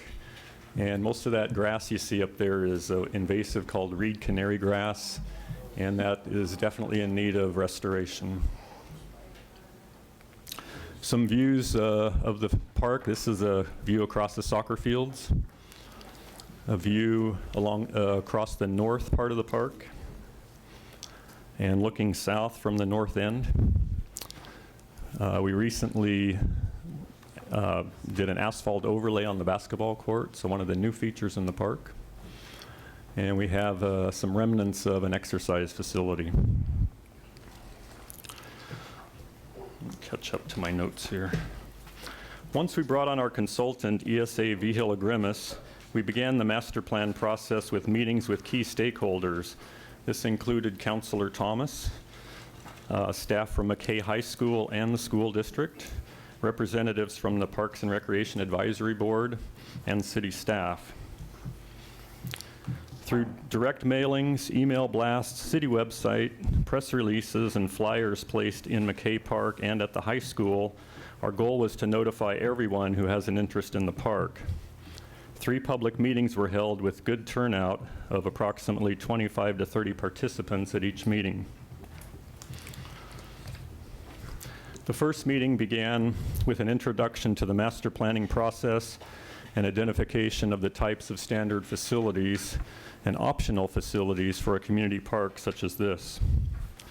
These are the standard features found in a community park and include, I've just highlighted a few here, playgrounds, parking lot, permanent restrooms, and group picnic shelter. This is a list of optional features that are found in a community park. And at these meetings, we asked meeting participants to rank these features in order of importance to them. You can see by the results, soccer fields, splash fountain, soft trails, ball fields, skate park, and sports field lighting ranked fairly high. A dog park also ranked high, but after a lot of discussion during that first meeting, we determined not to pursue this in the master plan. A dog park takes up quite a bit of space, and there just were too many other competing interests.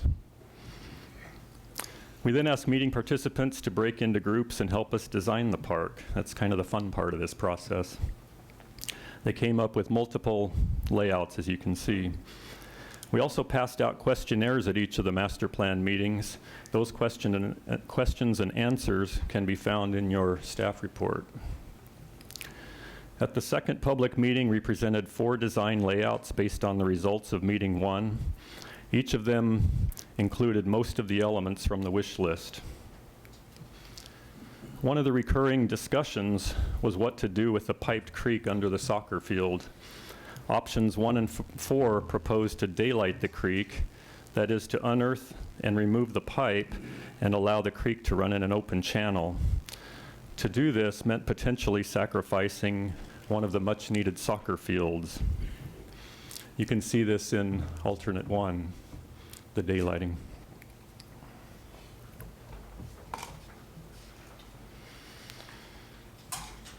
An alternative solution to this was considered. We identified an area in the southeast corner of McKay High School, and that's on the right there in the view. We saw this as a potential site for one of the ball fields. And so by moving one of the ball fields down to this location here, it would allow us to move this soccer field down and provide a daylighting of the creek just north of that, and everybody really liked that solution.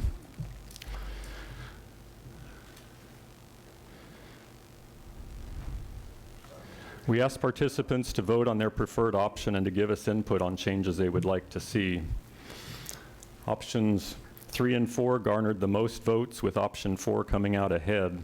We later found that the school district already had plans for that south property, so moving the ball field was no longer an option. We reworked the preferred alternative based on the input received and presented this plan to the meeting participants. Responses were positive. There were a few comments about the placement of various park features. We made some final tweaks of the plan and presented to you the draft McKay Park Master Plan for consideration and adoption. I just want to highlight the primary features of the park. It includes 2 separate age-appropriate play areas in the north end, a small splash fountain.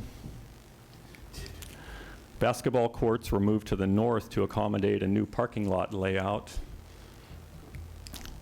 A small skate park was located near the center of the park. A large reservable picnic shelter and a small drop-in picnic shelter near the playground and splash fountain were included.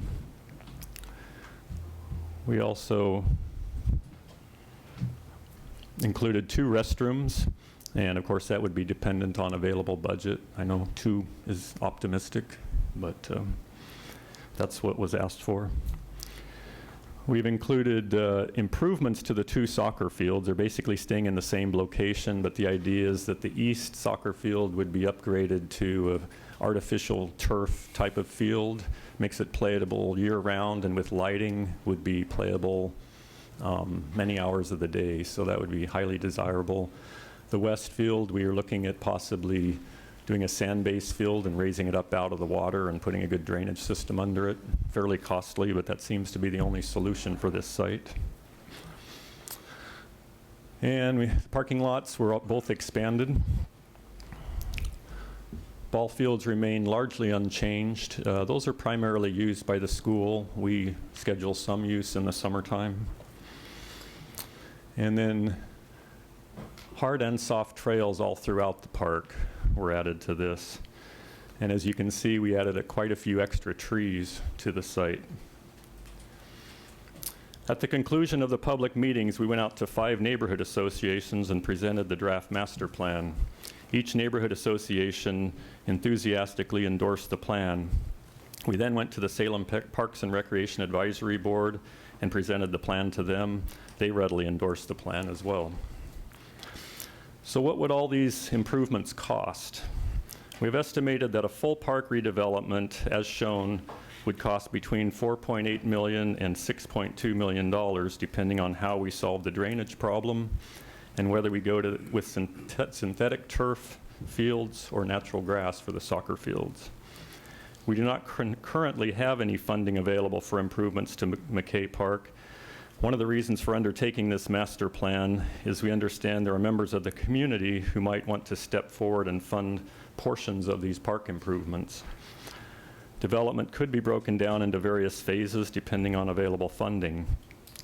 We have also identified small projects that could be undertaken through the Salem Parks Improvement Fund program. And that concludes my formal presentation. I do have one other comment to make. And I just want to clarify something that was reported in the Statesman Journal today. It's just a clarification. The article included, I'm just going to read it, portions of the playground do not meet national playground safety standards or comply with the Americans with Disabilities Act. And it was taken out of context. I think what we said at one time was 4 or 5 years ago, we had to remove play equipment because it didn't meet those standards. But all the play equipment that's remaining in the park does meet those standards. We do have one issue with an accessible route that we need to solve, and we have that in our plans to do over the next couple of years. So that concludes my presentation. All right, thank you very much. We now open the hearing for public testimony, and I have 2 people who are signed up, Betsy Belshaw, followed by Daniel Benjamin.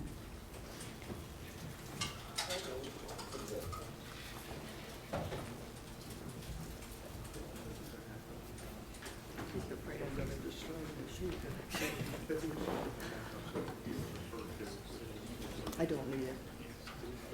And I'd like to note the Neighborhood Association representative has 5 minutes, and otherwise it's 3 minutes. So, Ms. Belshaw, welcome. You'll be overjoyed to hear that I'm not going to take 3 minutes. Oh. Betsy Belshaw, 1900 Spice Tree Lane Southeast. I'm here representing the Salem Parks Foundation, and I don't think there's any opposition to this master plan, but I just want to point out how important it is. Salem is short on community parks, and this is going to be very important. It's also in an area that really needs a park of this type. And so we support it, and should you approve this, one of the major projects for the Parks Foundation will be to help, I don't think we'll raise $6 million, but anybody who wants to save money and spend it on the park, that's great. And we'll take whatever anybody can do, and we are going to support it and try to raise money for it. Thank you. I just want to give it a plug. Thank you very much. Well, I would like to say a very sincere thank you on behalf of myself and the City Council and the city staff, Ms. Belshaw, because I know how devoted you are to our parks and to the city, and thank you for all of the time and the effort that you spend really promoting the use of our parks and the care for our parks. Thank you so much. Delighted to do it. Thank you. Thank you. And Daniel Benjamin, welcome. Thank you. Good evening, Mayor, council people. Daniel Benjamin, Chairman, North Lancaster Neighborhood Association, also candidate for Ward 6. Going through the process of designing a park was exciting and a lot of fun. And this being part of the neighborhood input is beautiful park, and we look forward to seeing it someday in the future. I'm actively right now recruiting folks to be able to the process of funding those small projects that we were talking about. Thank you. Thank you. Are there questions for Mr. Benjamin? All right, and I want to say thank you for all of the work that you've been doing on the parks in your community and in your area. It's been a tremendous amount of volunteer time personally by you, I know, and want to tell you how much we appreciate that as well. Okay, are there council questions of staff? Councilor Tessler, and then Councilor Dickey. Well, I sure wish alternative 3 would have worked out, because I have a feeling that you are going to spend much, much more money trying to solve that drainage problem than you would if you just A-lighted the creek.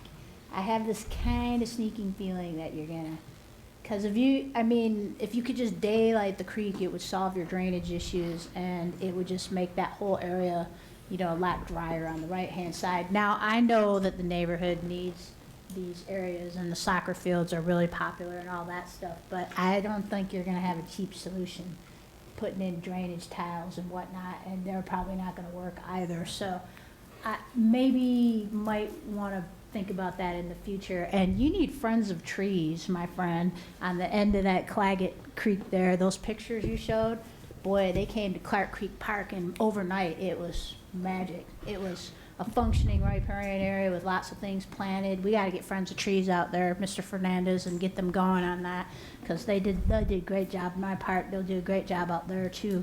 The other thing about reed canary grass, you're right to get rid of it. It is a very bad invasive species. It likes flooded areas. That's why it's hanging out in that area. But other than that, I think it looks like a great plan. The neighborhood likes it. Councilor Thomas likes it. Sprab likes it. Let's do it. But I think sometime I would be curious, just on a personal nature, to see a penciled out, like how much it would cost to daylight versus drainage. I'm just curious about those numbers, and I think you guys could work those up for me sometime. I'm just very curious. Yeah, we provided really rough numbers in the plan that you received. We do need to do a hydrologic study of that and see. We don't know even the size of the pipe and what the volumes are, and we'd have to really look at that. Yeah. But I agree with your assessment.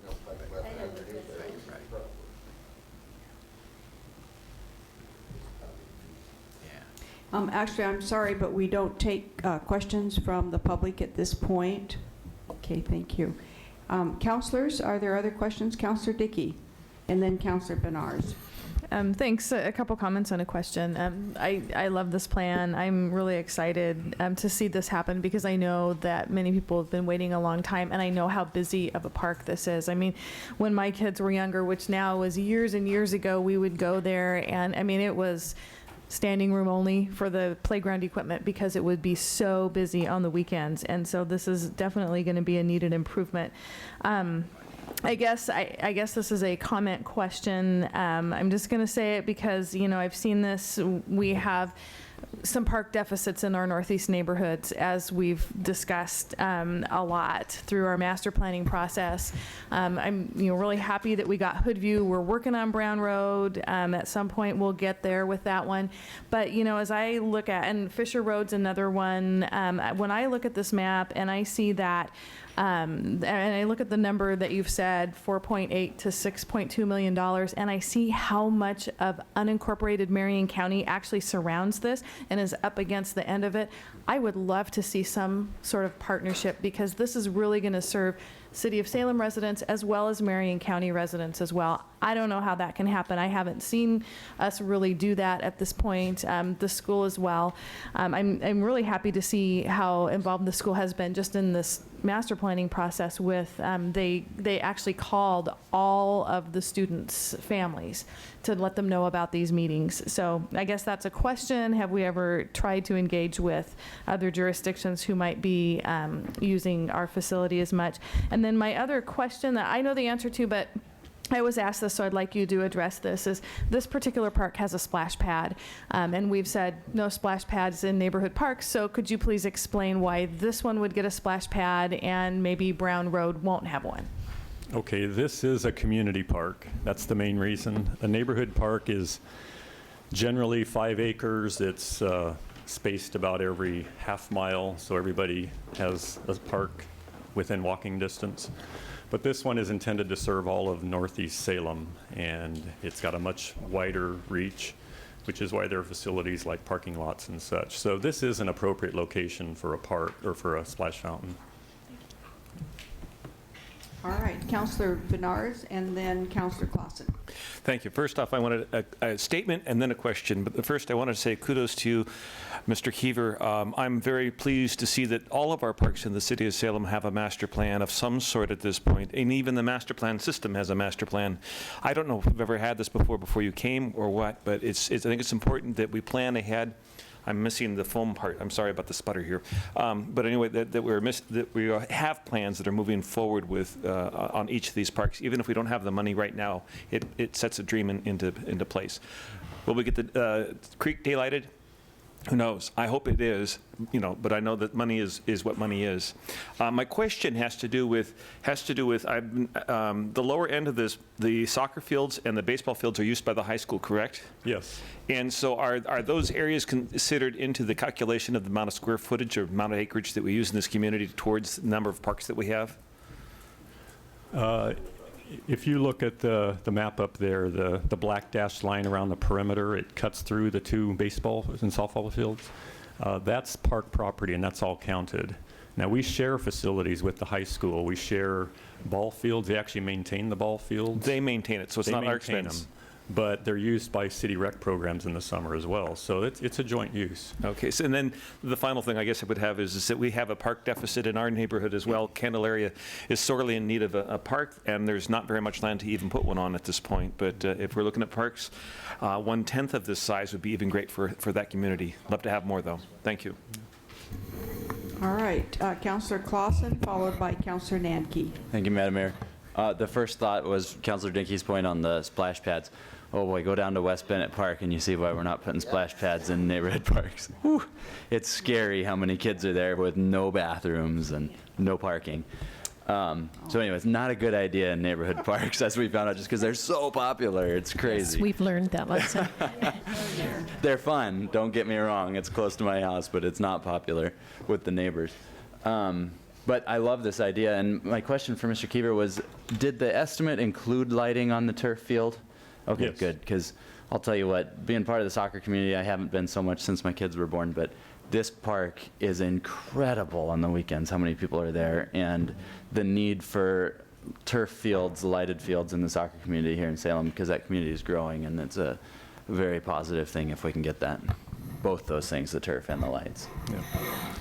And the upper end estimate included actually artificial turf on both of the fields. I didn't mention that because they were kind of sticking to our primary recommendation.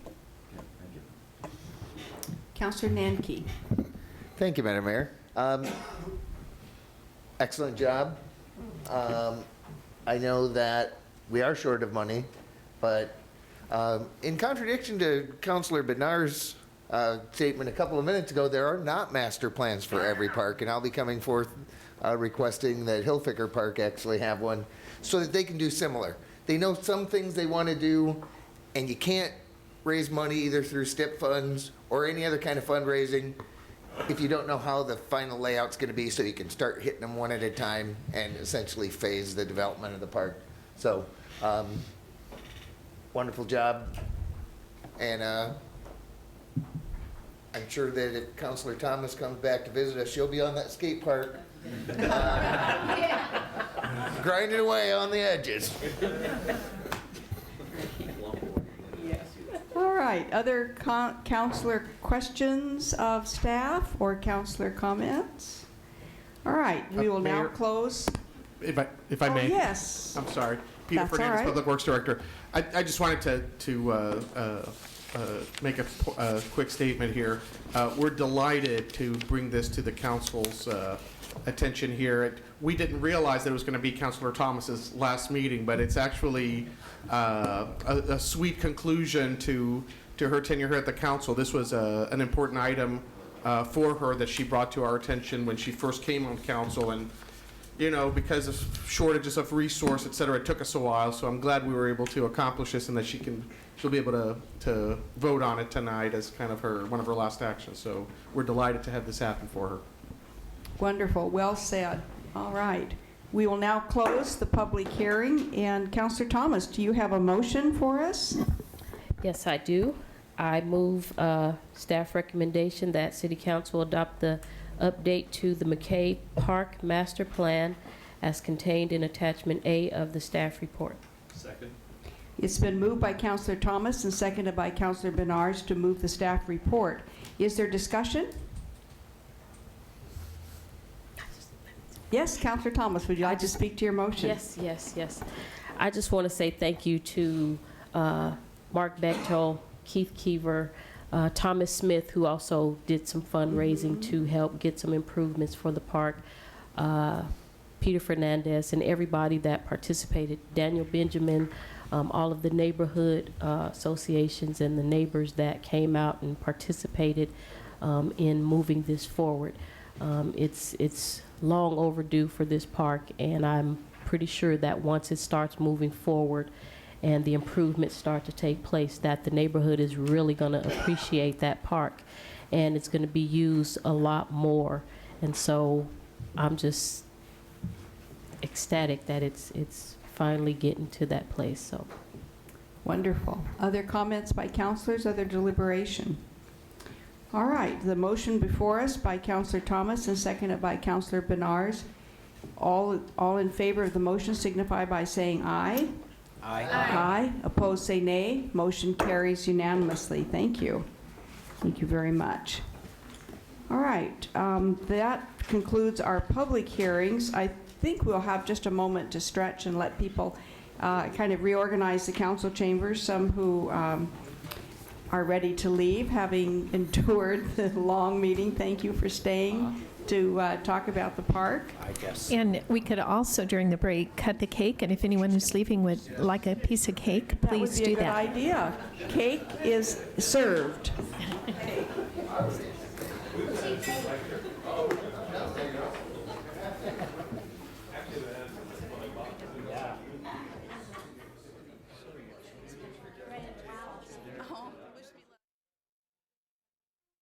Reports this evening from Travel Salem. I'm very pleased that they're here, and I appreciate their patience and perseverance to wait this long in the evening.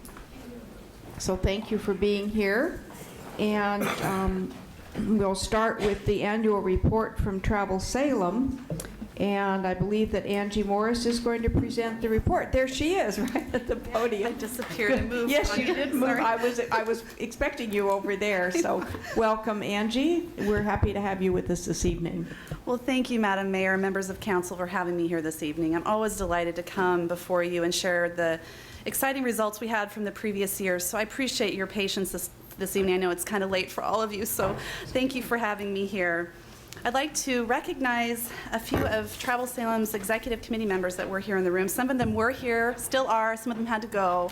I do apologize, but I wanted to share that our chair, Austin McQuegan, who you'll hear from shortly, our past chair, Dwayne Brenneman, who had to leave, our secretary, Toby Olson, our treasurer, Steve Johnson, who had to leave, our esteemed Madam Mayor, who's on our executive committee, and of course also Urban Development Director, John Wales.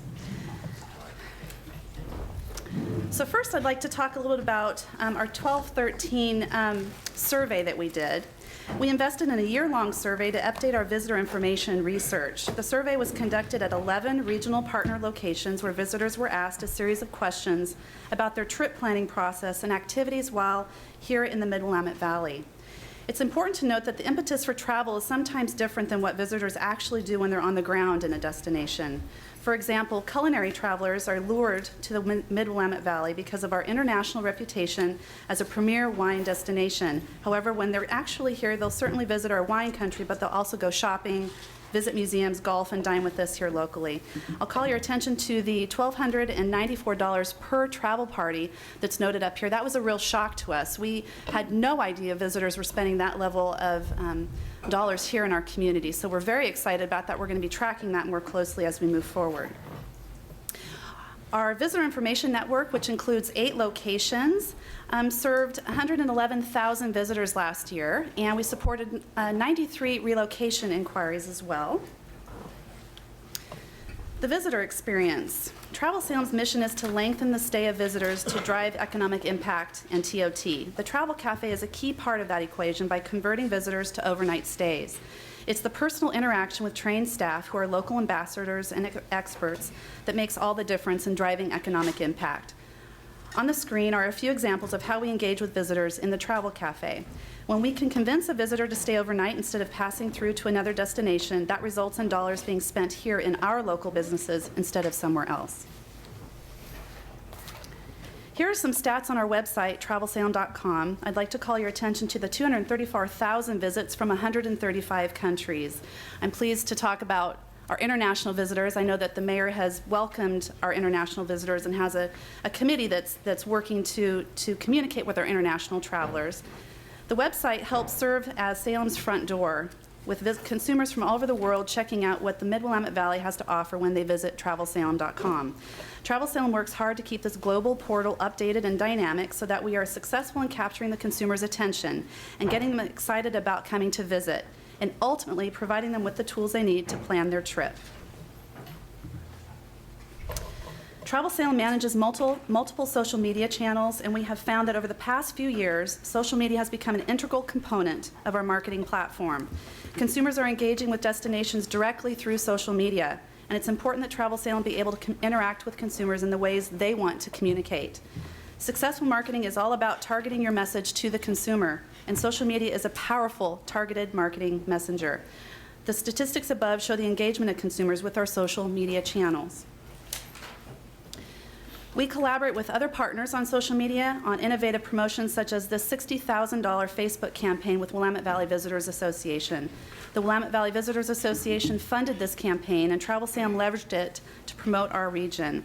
This was a very successful campaign that increased Travel Salem's Facebook fans by 5,100 and generated significant exposure for our destination. This wine blogger event was an exciting opportunity for Travel Salem to leverage. We didn't have the resources to participate, but collaborated with our partners who helped to make it happen. Blogs are extremely popular these days, and travel and culinary blogs have serious influence on consumer behavior. Some of these blogs have 30,000 subscribers.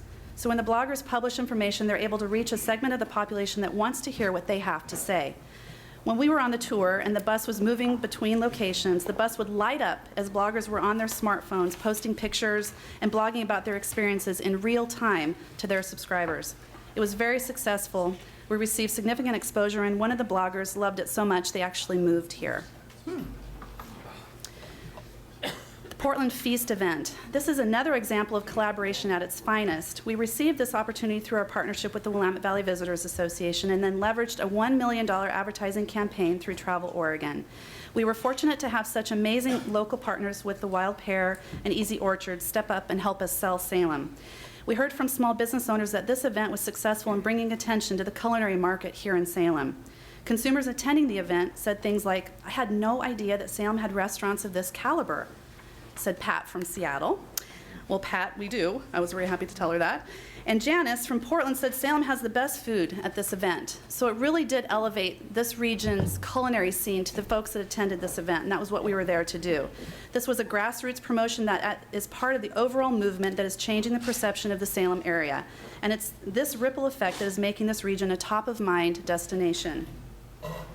Telling Salem's story. These are our public relations initiatives. And you can see here that we pitched 344 publications and freelance writers. We generated almost 1,200 articles and excerpts about the Mid-Willamette Valley through those stories that we pitched. Conventions and services are critical to our local economy, and we've heard from our lodging partners about how they value group business. For every dollar invested in convention and services in 12-13, the return on that investment was $126 poured back into the community. So we had one staff person last year doing this convention business. She generated $7.3 million in economic impact, reaching 30,000 delegates and booking over almost 27,000 room nights. And I'm talking about Miss Debbie McCune, who's sitting out here in the audience. She's our director of sales at Travel Salem. Our superhero, superwoman. The travel impact studies measure the value of visitor spending to our economy, and trends show that the industry is improving. The dollar figure isn't as important as whether the trend is up or down. As you will notice, it is trending up 2.7%. This type of analysis is important because it looks at visitor spending in our market. It helps us measure the health of our travel industry. We've been measuring travel impacts for years, and 12-13 was the highest on record, demonstrating the value the industry has to our local economy. Tim Dewey echoed the value of the tourism industry in his recent economic outlook, where he said that for Salem, tourism and travel activities supported the region with higher lodging revenues and jobs in the leisure and hospitality sector. The mission of Travel Salem is to help drive TOT revenue. You can see increases in both TOT and occupancy last year, and these trends reflect the health and growth of our industry. We're seeing this trend regionally and nationally as well. There is room to continue this growth pattern. With increases in both travel impacts and TOT, it tells us when the right time is to invest in the industry and in marketing, and that time is now. Travel Salem has been honored to serve the community for the past 30 years as an economic development organization. We appreciate the city's commitment to tourism promotion and thank you for your innovative vision to create a healthy and vibrant tourism industry. The partnership and collaboration has been a win-win for the citizens that live, work, and play here. Travel Salem's board chair, Austin McQueen, will be up next to present the 14-17 strategic plan for your consideration. He will outline for you a strategy on how we keep the ball rolling and continue building on this success. With that, Madam Mayor, I'd like to conclude my presentation and answer any questions you might have. Thank you very much. Appreciate your report and great news. Wonderful activities going on. Counselors, questions? No questions. All right. They just all want to go on vacation, I think. That's here, right here. I'm going to Salem. Yeah. Yes, you are. Wonderful. Thank you, Angie. And welcome, Austin McGuigan. We appreciate you coming this evening. And also, I very much appreciate your leadership as chair of our board this last year. I think that you brought a real high level of attention to the work that we're all doing on the board. You've been an excellent guide for us and an excellent mentor for us as we learn more about economic development as well as more about tourism. So thanks for your service. No, thank you, Mayor. It's been an absolute pleasure. So good evening, Mayor and members of the council. I am Austin McGuigan, and I serve as the chair of Travel Salem. And I'm going to be presenting the 2014-2017 Travel Salem strategic plan that's for your approval as a requirement of our city and Travel Salem contract. So even though it's a requirement, it's still my pleasure to be here and to share this strategic plan with you. So the plan is presented, I believe, in attachment A of the staff report that's in your packets.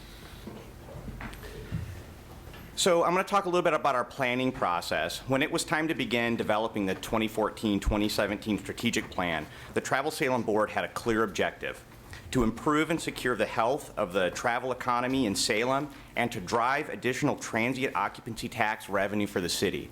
And for those of you that know me, I normally don't get excited about initiatives that are designed to drive more tax revenue. But the transient occupancy tax, it's important to note, is a tax that's paid by travelers primarily that are coming to our region and utilizing our resources and our infrastructure. And so it's also a very good metric of the health of the travel industry in our area. So in order to do this, we made a concerted effort to not only look at the needs of our organization, but to actively engage the businesses and members that we serve that work in the trenches and ask them, how can we improve the services that we offer in order to meet those ends? And what we learned is that we cannot just rely on our previous success. Regional travel spending is up, and now is the time to innovate and create new direction and focus. So rather than review the components of the plan that have remained unchanged, I will quickly focus on our new objectives and strategic initiatives. Planning tools. We discovered that local businesses would benefit from a centralized clearinghouse of event and convention and lodging data. A master calendar would not only help businesses effectively plan their events and activities to capitalize on other events or conventions or lack thereof, but it would also help businesses better plan for appropriate promotions, staffing, and inventory levels depending on the number of people that are anticipated to be visiting the area. To that end, Travel Salem also looks to develop an attendance tracking resource that combines all of the region's attendance data and provides the tools to analyze where opportunities exist. This will help us improve our marketing at Travel Salem and also will help local businesses build stronger business plans. With an increased focus on driving TOT revenue, we found that both Travel Salem and our hotel partners need a tool that allows us to compile and measure lodging statistics from around the state and region, with a streamlined way to measure how we are performing compared to other markets. We can identify opportunities and trends and take advantage of those. The next objective I want to highlight is expanding the convention sales program. So the return on investment from convention and event sales is significant. In the first quarter of this fiscal year, we saw $110,000 in TOT revenue from conventions and events that were booked by Travel Salem. And Travel Salem did this with only $43,000 in direct costs. That is a 155% return. So there's more opportunity in convention and events that can be captured by adding just a little bit more capacity coupled with some strategic targeting. Salem has a strong sports niche, and stakeholders demonstrated the need for a volunteer sports committee that's made up of individuals from organizations and businesses in the sports industry that can help us to seize events and opportunities that are tailored for Salem. These types of volunteer committees have helped other regions to build and develop their sports niches. An additional sales position that can work with the sports committee will allow us to attend new trade shows to network with sports and recreation meeting planners. It can take 3 or more years to break into the convention cycles, so these relationships will take time, but we anticipate that we can have built the relationships that we need and have a position that's effective within the next 3 years. Next, create a new destination development program. This is a sort of a unique thing that came out of our process. It is important to first understand that Travel Salem is not proposing to run or manage events and festivals. Through the strategic planning process, we learned that there is a community desire to have more signature events in Salem. In order for this to happen, businesses and organizations looking to plan or develop events and festivals need help finding opportunities and assistance finding collaborative partners and funding. And I hear this from our members all the time. I mean, they come to me and they talk to me about how they need help. Most small businesses don't have a marketing department, and they need help in order to develop the promotions and advertising and events that they have great ideas and vision for. So other regions in Oregon have successfully solved these problems with a destination development specialist that can focus on tasks like developing and packaging new events and festivals that tie our surrounding assets to our local businesses. And also, they can work to organize training workshops on product development. And that's one of the things I hear time and time again that we need to help our small businesses with. So for Travel Salem, this position would function on a regional basis and would integrate the existing Travel Salem programs with our sports commission. Next is new advertising. And in order to stay relevant and competitive in the travel industry, you need to continuously find new and better ways to reach consumers and get your message out. Travel Salem is solid in this regard. But through the strategic planning process, we look to continue to align Travel Salem's marketing and promotional efforts with council goals, including the goal to develop a strategy for using Salem's historic and cultural properties in a coordinated way that focuses on building tourism and economic development. Travel Salem markets and promotes the Mid-Willamette Valley using 3 pillars: cultural heritage, outdoor recreation, and culinary. We recognize the importance of our cultural heritage assets, and we actively market this niche through our channels by packaging promotions that leverage all 3 of these pillars and market the Salem area as a premier destination. One of the really cool things that we've unrolled just in the last month is a new interactive online map. And that interactive online map has our cultural and heritage assets that are highlighted and help visitors put together travel itineraries to really take advantage of the assets that we have here.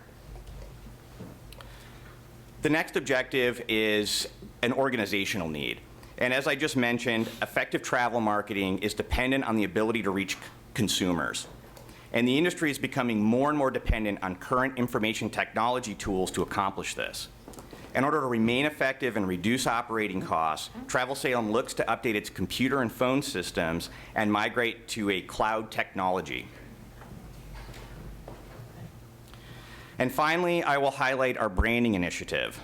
One issue as a board that we've heard time and again from stakeholders is the desire to develop a messaging strategy for the region that adequately reflects our unique identity.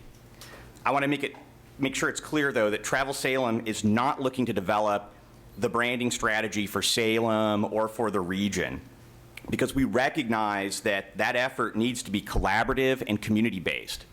Rather, through the strategic planning process, we determined that as an organization, we are ready to help develop a regional messaging strategy and work to find funding to execute a branding initiative.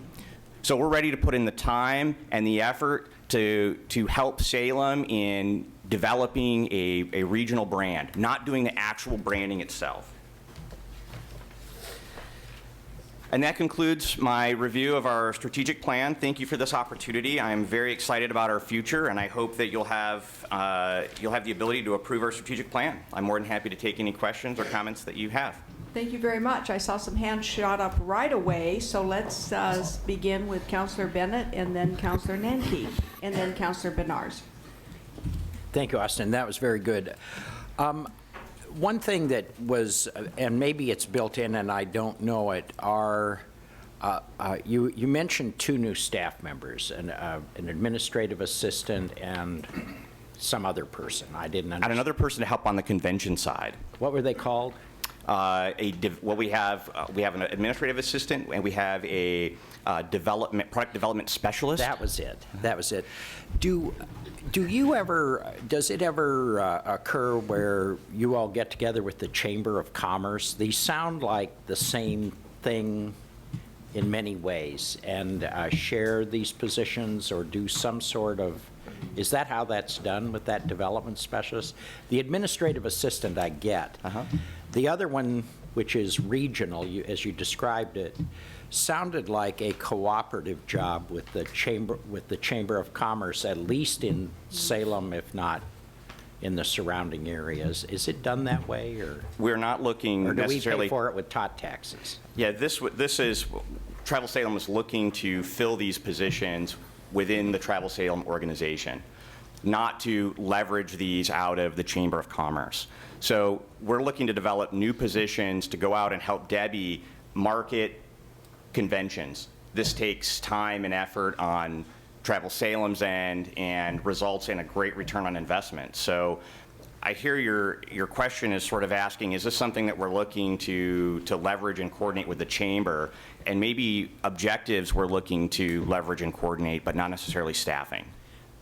Well, I'll ask more about it during the budget session, because I Perfect. think it's an interesting, to me, it's an interesting question, why these aren't being shared. Good. Councillor Nanki. Thank you, Madam Mayor. Thank you. I had two questions after I read through the materials. One was centered on the sports committee, and you did a good job of explaining it. But there was another phrase that, what the heck is shoulder season? So there's a period when we have low occupancy in our hotels between periods where we have a lot of activities and events. And in order to be able to boost our TOT revenue, we need to strategically target ways in which we can put heads in beds during those low periods, those traditionally low periods. And so we need to identify when those are, and those are our shoulder periods, and then we need to figure There's no head? There's no heads in the bed, so we need to figure out how we Thank you. Not quite, Councillor Nanki, not quite. It's a good pun. All right. Councillor Benares? The report that we were handed, I was particularly interested in the page about key performance measurements. I'm very much into the realm of performance and cost-benefit analysis. First off, I recognize fully and want to support the Salem Travel Association because I believe it's part of the traded sector. It brings dollars in from outside this community. Those dollars are spent here. They stay here 7 times on the average before they circulate out of our community.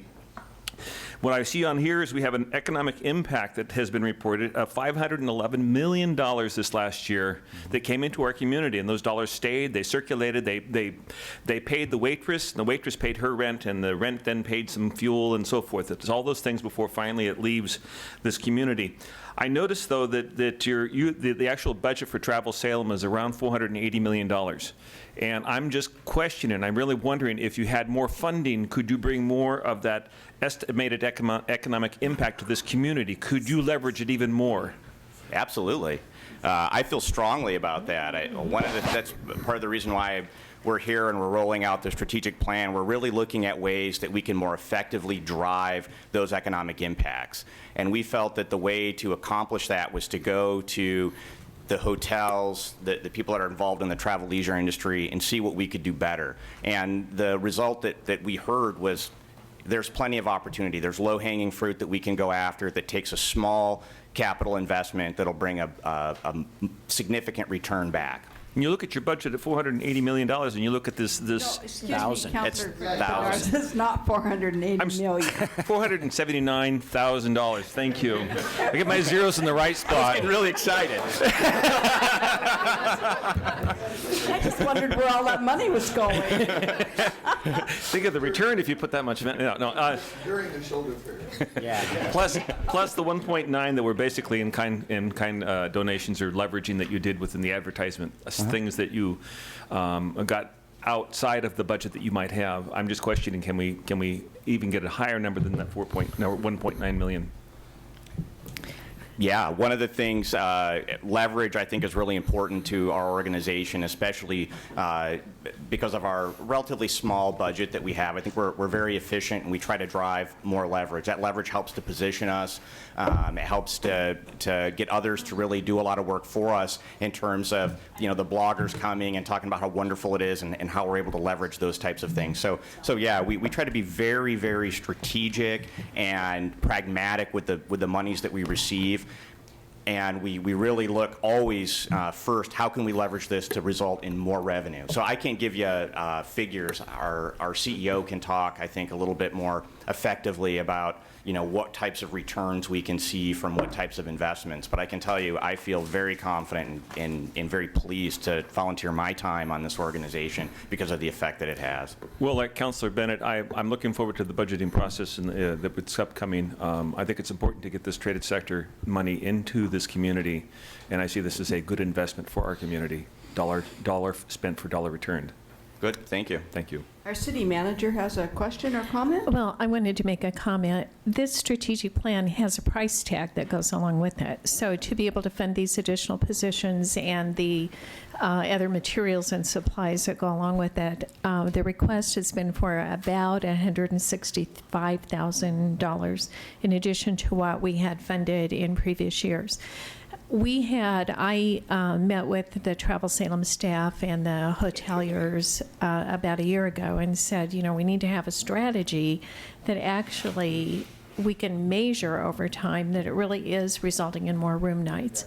And this is what they've come up with working together, the hotel industry, Travel Salem staff, a lot of people in the community, the board, as a way of very, I think, explainable way to do this in terms of the additional convention marketing, bringing in more conventions and meetings, as well as working at the sports and recreation industry. This won't happen, as Austin said, overnight. We won't see that probably the results in the next year or two. It takes a little time to get on people's schedules because they schedule out for several years. But that really is the request that will go along with the strategic plan, and then the requirement of the work that they will do. So the proposed budget would have the additional funding in it unless council decides not to approve the strategic plan or to modify it in some way. Councilor Benars? If I can follow and up. then Councilor Bennett has another question. Yes. I understand that the data that comes in, heads and beds, goes directly to the city at this point, so the city knows that information as it comes through? Has the what? Heads in beds? Oh, yes, we do. Yeah. So it's not a, Well, it's not a bias, we it's not have coming through third information party. about the revenue primarily. Okay, I think. Well, we know generally pretty accurately about what percent occupancy we have in all of these facilities. I guess my question was, is that you get the data, you have it, you know it, it's unbiased because it comes directly to you. It's not That's going right. to a third party. That's Therefore, right. you can pretty much tell what it is at this point, how well, the metrics of dollars spent, what's coming back, because you can see it with the revenue can. and numbers. Yeah. Thank you. Okay, let's see, where were we? I believe Councilor Bennett had a comment, and then Councilor Clausen. Yeah, just same as Councilor Bernard's, is that we have very, very, I presume, strong data that will be available to support the claims made. We've seen squishy data before in this area, and hopefully we have a solid data system in place that will tell us actually what is going on. Do I Well, understand we that? can tell very accurately what Okay. conventions came in and how many of those people are staying. And we know that, both the conference center, the convention center does marketing, Travel Salem does a lot of marketing, the hotels do marketing, fairgrounds do marketing. And what we can't tell exactly is, did that particular person come here because of something they saw, except that Travel Salem is doing more intercept surveys now to get a better handle, which has always been one of the vague pieces, a better handle on what brought people to the community. So we know more about that. I don't think anyone ever knows with 100% accuracy. No, but that we will have instruments that you will certify to us make some sense, telling us that these dollars are resulting in this outcome. Because when you start talking about $500 million as a function of 400 some thousand dollars spending, this starts to get a little woo-woo for me. Right. And I think that it's important that we really understand the impact, not that there isn't a tremendous impact here, and that this strategic plan represents a change of direction in terms of its targeting and its mission direction. But for me, the question has always been, is this all real, and can you see a real relationship between the dollars spent and the outcome in terms of the income to the and supposed income to the community as well as to the businesses and to the trench and occupancy tax, Right. which supports a whole bunch of stuff besides Travel Salem. It does. And it isn't Travel Salem's fund, it is the city's fund for a variety of purposes. Right. And the budget request also has some additional funding for our parks that are primarily the areas where visitors come to enjoy and use Bush Pasture Park, Riverfront Park, Wallace Marine Park. So it has an increase there as well. And actually this year, month to month, has had a 13% increase in TOT revenue from the previous year, which has been a wonderful thing. And we're projecting that that we'll have a good year again next year and the next few. So the best measure, and it is very difficult to measure this accurately, but the best measure is how many conventions and rallies and those things do we bring in, how many of those people stayed in Salem overnight. And then we have additional data as well. But that's where I've always felt I could see the connection between Travel Salem and those numbers in the most accurate way. Okay, great, thank you. I'd like to add that we've taken your concerns very seriously. I have myself looked to try to better understand this industry and really how it works. And transparency is something that's really been our focus the last few years in developing what we call our data dashboard, where we can look at several different metrics and get a sense of what types of impacts we may be having on the local economy and which ones we definitely are. And the convention side is much easier to measure. We can demonstrate the work we put in and the outcome very clearly and precisely. Where it becomes a little bit more challenging is really looking at the leisure side, and it's a big part of our market. And we understand that it's difficult to really be able to pinpoint your exact impact. What we've done, we've talked in the past about these economic impact analysis that Dean Runyon does. We look at that, and it's really difficult to understand and really wrap your mind around how that directly relates to our local economy. But it really gives us a sense from year to year the direction that we're moving, which is a valuable tool for us. What we've done is we've looked at the most recent studies that are specific to our area. It was done by a company called Focusrite, and it was hired, the work was hired by Travel Oregon. And we looked at that, and it breaks out by percentage the people that are utilizing your travel agency or your destination marketing organization, what types of resources they utilize. And by looking at those percentages and the impact that it has on the transient occupancy tax, we can sort of come back and proof through the back door, and we can share this during the budgeting process. But it gives us an opportunity to sort of look at that and sort of gauge a little bit closer the types of impact that we're having based on the survey data that we're collecting and how this survey data demonstrates that the services that travelers utilize and really how and where they spend their money. And so I'm not prepared to talk about that in detail today, but I can assure you that that's been a major focus for this organization and helping us to really tell the story for the work that we do. All right. I believe Councillor Clausen has a question or comment. Yeah, thank you, Madam Mayor. Two quick questions. One, City Manager, you mentioned 169,000. I'm looking at the last page of the strategic plan, and I'm not sure who the question is for, actually. Okay. But is that 100? Did I hear that number right? It would be an additional 170 from the 479. What is our current funding level? It's at the 511 no. 550,000. It was in the current fiscal year, how much came from the TOT budget to Travel Salem? In this year, this current funded year? 13-14 fiscal year. And next year, they're asking for a little over 700,000.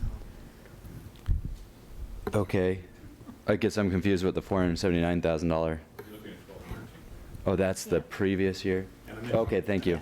Because we haven't finished this year, yeah. Okay, so it'd be 550 plus another 170. About another, I think it's about 165,000. And was the 165 in the report, or I didn't follow that approving this would It is not in cause the that? report. It's the proposed budget request that I've received and analyzed with the TOT budget and what we expect it to be, and doing the 5-year forecast for the TOT budget. And so that will come to you as part of the proposed budget if you approve the strategic plan. And you still have, of course, opportunities to Will we see a make line that decisions. says that's why it was so much higher? Yes. Okay. Yes. Because council approved the plan, this is why the number's high? No, I think it's 2.5 additional positions. Is that correct? And then some associated costs related to these new activities. Yeah, that's great, and I appreciate the clarity because that really helps me to understand moving forward. Otherwise, I know I would have been surprised at budget time. What in the world is going on here?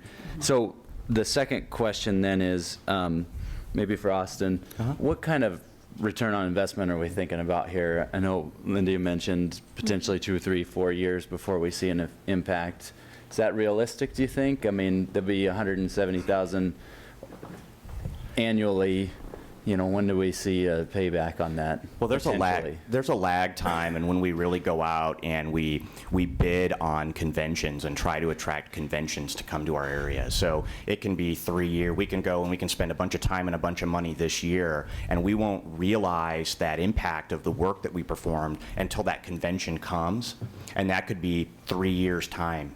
And what we're experiencing now is a lot of it. We've really been experiencing a reduced budget the last several budget cycles, and a lot of the work that we did when we were staffed a little bit better, when the economy was doing better and the TOT revenues were higher, the work that we did during those times have been carrying us forward through these periods of smaller budgets. If you look this year at our leverage is down significantly, and our leverage is down because we haven't had a PR position. We've had to cut a lot of positions through the economic downturn. So it's sort of like coyotes and rabbits. And so we're always trying to figure out, you know, exactly how we balance the work that we have with the demand that we have for our resources. So I feel very confident that the time is right for this as the chair of the board, looking at, you know, when is it the best time to make an investment? And now we're really starting to see the impact of that lack of investment during the down period. And when you look at the additional revenue that we're asking for, as a percentage of TOT, it's small.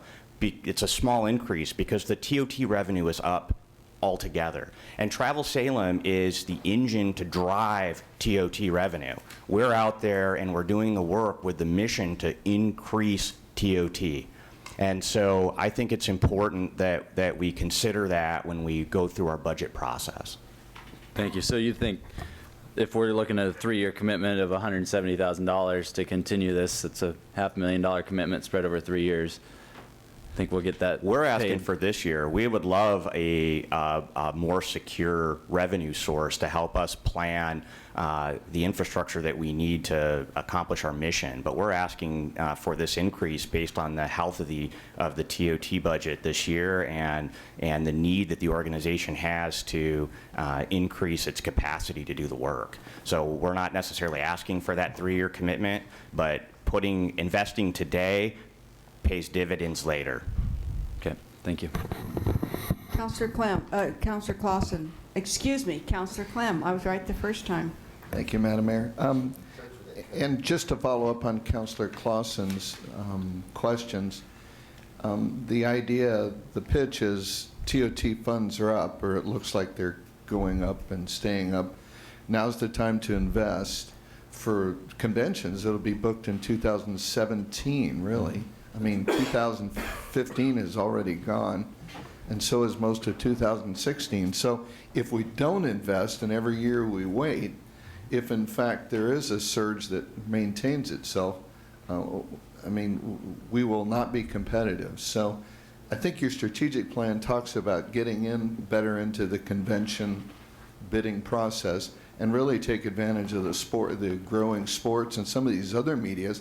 You know, Dallas has got the longboard competition. You know, it's those kinds of ideas that are spending money these days, not the traditional stuff. And so you want to take advantage of the new ideas as well. I mean, Absolutely. okay. I agree 100%. Yeah. Oh, could I ask, is Yes, this, yes. have you determined what your recommended Yes. amount will be for Yes, the it's the, and I don't remember the exact number, 713,000. 13,781? Yeah, Okay, something. it's the Yeah. number that's reflected. Is in the proposed budget. So that's in your proposed It budget? is. And you figured that into the 5-year, into I the did. forecast? I Okay, did, thank yes. you. I believe Counselor Nanki had his hand up. Thank you, Madam Mayor. And, it's like, when will we see a return? We'll know if we book something out there, and so you'll see the return in years out based on the activities of today, and you would report on that, I'm assuming, in your ongoing updates on what progress we're actually seeing. We measure these on a monthly basis, Yeah. and we're more than happy to come to a work session with the city council and go over and get in the weeds and really what we measure and how we measure it, take your feedback, share with you where we are at any given point in time. I mean, these types of investments, we're going to see near-term results. We're going to be able to see results of this investment in the near term, but it's looking out further where we're really going to collect those dividends. And so we can share both. We're ready to do that. We're prepared to do that, and we'd be more than happy to engage the council in work sessions or any manner that you feel is the best forum for us to have these discussions. Excellent, thanks. All right, if there are no further questions, I have a couple of comments that I wanted to share with the council, having had the opportunity now to be on the Travel Salem board for 2 years, maybe a little longer than that, and really sitting there month after month on the executive committee as well, really listening to what's going on in the industry. And I've had an opportunity through my leadership in the COG, the Council of Governments, to meet with tourism agencies from different departments, different parts of the state, particularly Yamhill County, and I've also, through another association, with Washington County and with some of the other areas of the state, Central Oregon in particular. And the concept of product development is a very important concept, and we are, I think, in Salem poised to truly produce, develop product. When we look at our new bridge that will go to Minto Brown Island, and we look at the opportunity for outdoor recreational activities and marathons and other events that we can bring now that we never had the opportunity before. But what we have to do is to draw the event and then the people, and that's called product development. And that's really the more important thing, I think, that comes with this strategic plan, and why I'm so pleased with it, because it's going to dovetail with what the city of Salem is doing with our new bridge, with the increased activity in agritourism and the increased interest across the country in agritourism and in food-related tourism. And here we are, like the market basket for the nation, producing more of a greater variety of crops and beverages that is probably available in any other county in the nation. And so what I see Travel Salem developing at the same time that the city of Salem is developing some particularly strong economic development drivers around agriculture and around recreation and natural resources. So I like the way it dovetails with what we're planning to do also. It sort of magnifies, I think, what we're doing internally at the city and helps us to leverage what we're spending on our parks and in our other economic development areas. So that's why I'm particularly pleased with this strategic plan and why I support it. Now, having said that, I think we're at the point where what we need to do is have a motion regarding the recommended action for the strategic plan, because we either will approve the strategic plan as presented, or we can request modifications of the strategic plan. Councillor Bennett, do you have a motion? Yes, Madam Mayor, I move the strategic plan from Travel Salem as presented. Second. It's been moved by Councillor Bennett and seconded by Councillor Benars to move to accept the strategic plan as presented. Is there further discussion? Call for the question. All those in favor of the motion signify by saying aye. Aye. Aye. Opposed, say nay. Motion carries unanimously. Thank you. Yeah, thank you, everyone. Very much for your time with us this evening. Okay, we have another item under special orders of, excuse me, Councillor Nanki. Yes. Just being cognizant of time and the fact that we have some people sitting here waiting for item 7F to be addressed, I would move to waive the rules to address item 7F, move into ordinance bills, and then come back to our current location in the agenda. All right, it's been moved by Councillor Nanki and seconded by Councillor Clem to reorder the, to move the council rules. I'm sorry, you said. To waive council rules and reorder the agenda. All those in favor, excuse me, Councillor Dickey. Just a question of clarification because I have two information reports, both 7F and 7B as well. And we definitely would like to address both of those. So I don't know how we're reordering, but if we could address just all of those. Any items on the information that want to be pulled up for that kind of an event? All right. Is the intent of the motion. Councillor Bennett, did you want to say something about that? 7B and 7F. I think the motion's 7F. 7F. All right. So the motion was to suspend council rules. All right, all those in favor of the motion signify by saying aye. Aye. Aye. Opposed, say nay. Motion carries. All right, council rules are suspended, and we will address the items in the information reports. 7F. 7F is the item that we're going to address. And let's see, Councillor Dickey, do you have a motion for item 7F? I do. Thank you. Yes, thanks, Mayor. I move that the City Council call up for public hearing the Planning Commission decision, comprehensive plan change, neighborhood plan change, zone change, conditional use zoning amendment, site plan review case, number CPC NPC ZCCU ADJ-SPR 14-02. Second. Thank you. It's been moved by Councillor Dickey and seconded by Councillor Clem. All those in favor, excuse me, would you like to speak to your motion? No? All right. All those in favor of the motion signify by saying aye. Aye. Aye. Aye. Opposed, say nay. Motion carries unanimously. Thank you. Shall we go back to... The motion was the intent to proceed through ordinances because those are required. No, we had a motion for 7F. All right. 7F, then ordinances, and then No, return that back wasn't- to our agenda was the actual motion. All I right. didn't hear the motion that way, okay? It's interesting. Can you clarify that motion? Did you hear It sounded differently? much bigger than that.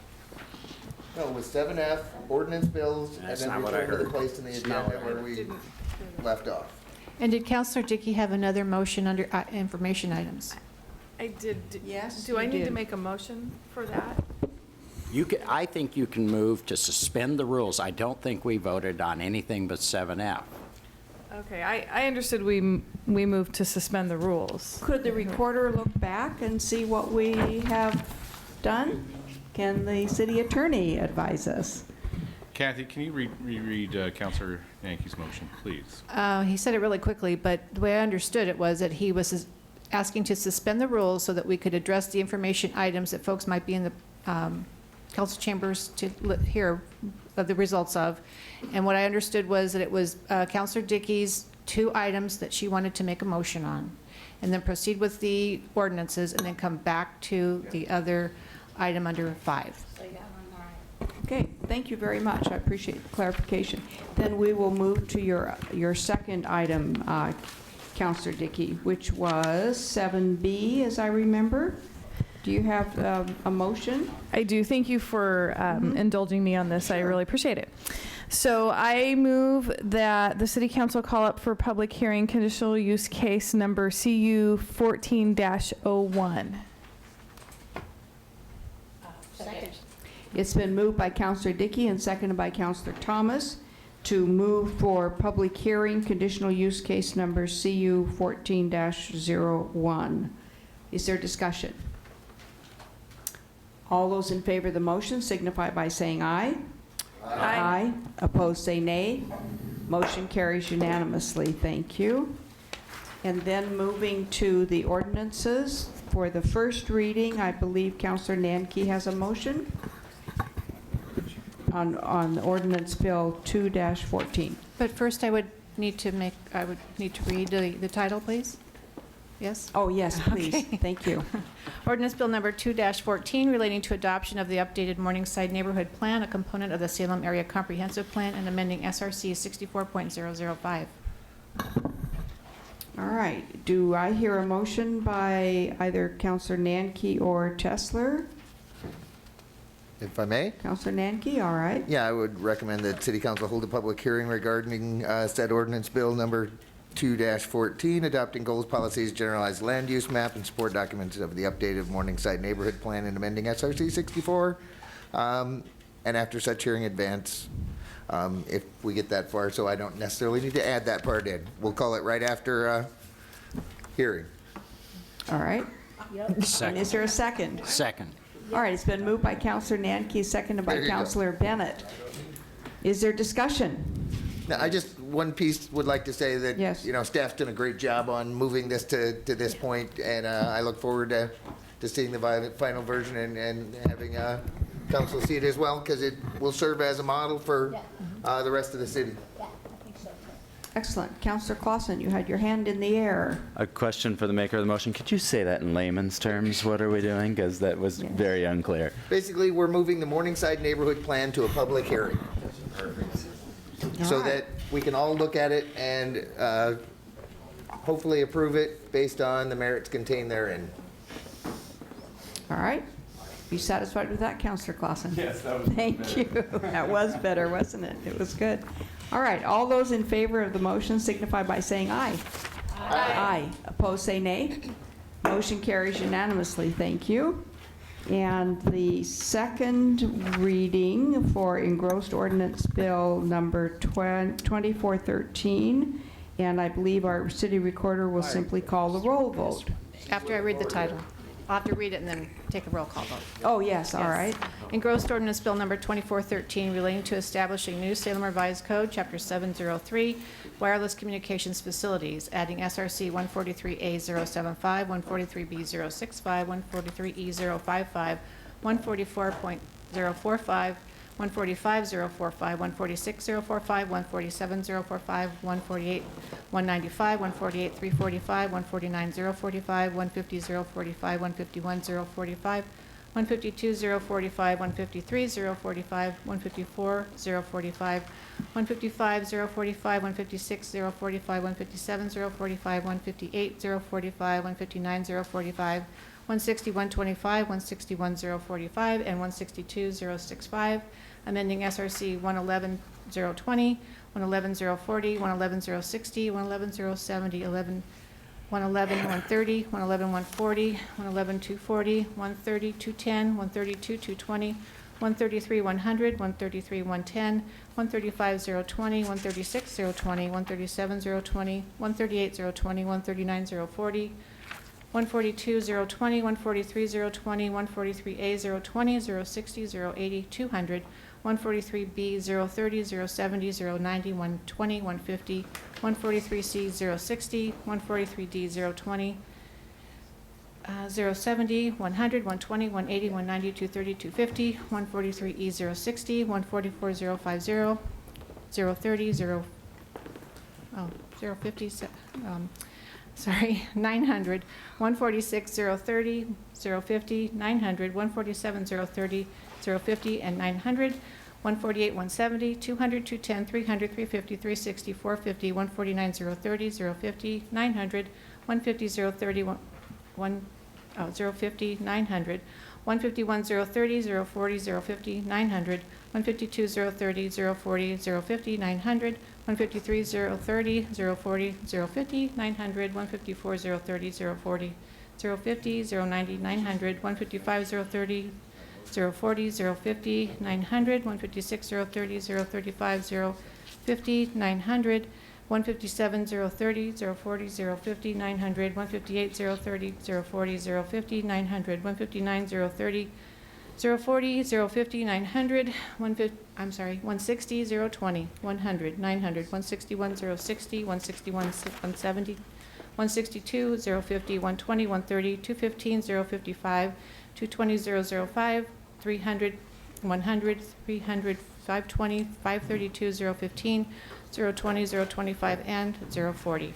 And repealing SRC 116, 130, 118, 340, 119, 460, 143B, 050, 144, 030, 144, 035, 146, 035, 147, 035, 148, 180, 148, 330, 149, 035, 150, 035, 151, 035, 152, 035, 153, 035, 154, 035, 155, 035, 156, 032, 157, 035, 158, 035, 159, 035, 160, 110, 120, 161, 040, and 162, 060.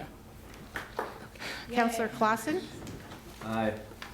Counselor Dickey? Aye. Counselor Thomas? Aye. Counselor Benars? Aye. Counselor Clem? Aye. Counselor Bennett? No. Counselor Tessler? Aye. Counselor Nanki? Nay. Mayor Peterson? Aye. All right. Yeah. So it carries. Thank you. We're now going to go back to, on the agenda, to special orders of business. And we're at 5C, filling the council vacancy. And I have asked our city manager, Linda Norris, to just quickly go through the options or guide us about the process. Thank you. Yes. So if council declares a seat vacant, then we have a procedure, what's in Council Rule 18, that the city manager provides adequate public notice of the vacancy. The notice must state that the interested persons may submit an application. We have an application that we've used in the past that asks people about their qualifications, their interests, to make sure that they meet the qualifications for their length of time living in the ward and in the community, and the date that the application materials must be filed with the city manager. And after the deadline for that, the appointments committee, the Board and Commission Appointments Committee, reviews applications and determines whether the applicants are qualified and eligible to serve, and then they forward the recommendations to the council. Council decides whether it will conduct interviews with the applicants, and if it's going to, then we schedule a date for that. Councilors review the applications, and at the council meeting where the appointment is considered, council reviews the qualifications of the recommended applicants, and the mayor then calls for a vote, and you're very familiar with the voting process. I think for that, if there are more than 2 applicants, the persons receiving the 2 highest number of votes are designated as finalists, and then a final ballot is cast. So that's the process that we use, and the person receiving the highest number of votes is appointed to fill the position, and you understand that if there's a tie, how that works, and then all ballots are in writing and signed by the councilor casting the vote. Councilor Nanki. Thank you, Madam Mayor. So inside of that Yes, litany of those steps, knowing that where we are right now in relationship to primaries, Right. If we declared vacant now, we would go through the appointment process. And you just described those elements. Is there a deadline on that appointment process? No, there is not. So council could decide when you wanted to conduct the interviews. Excellent. Okay. Councilor Clem.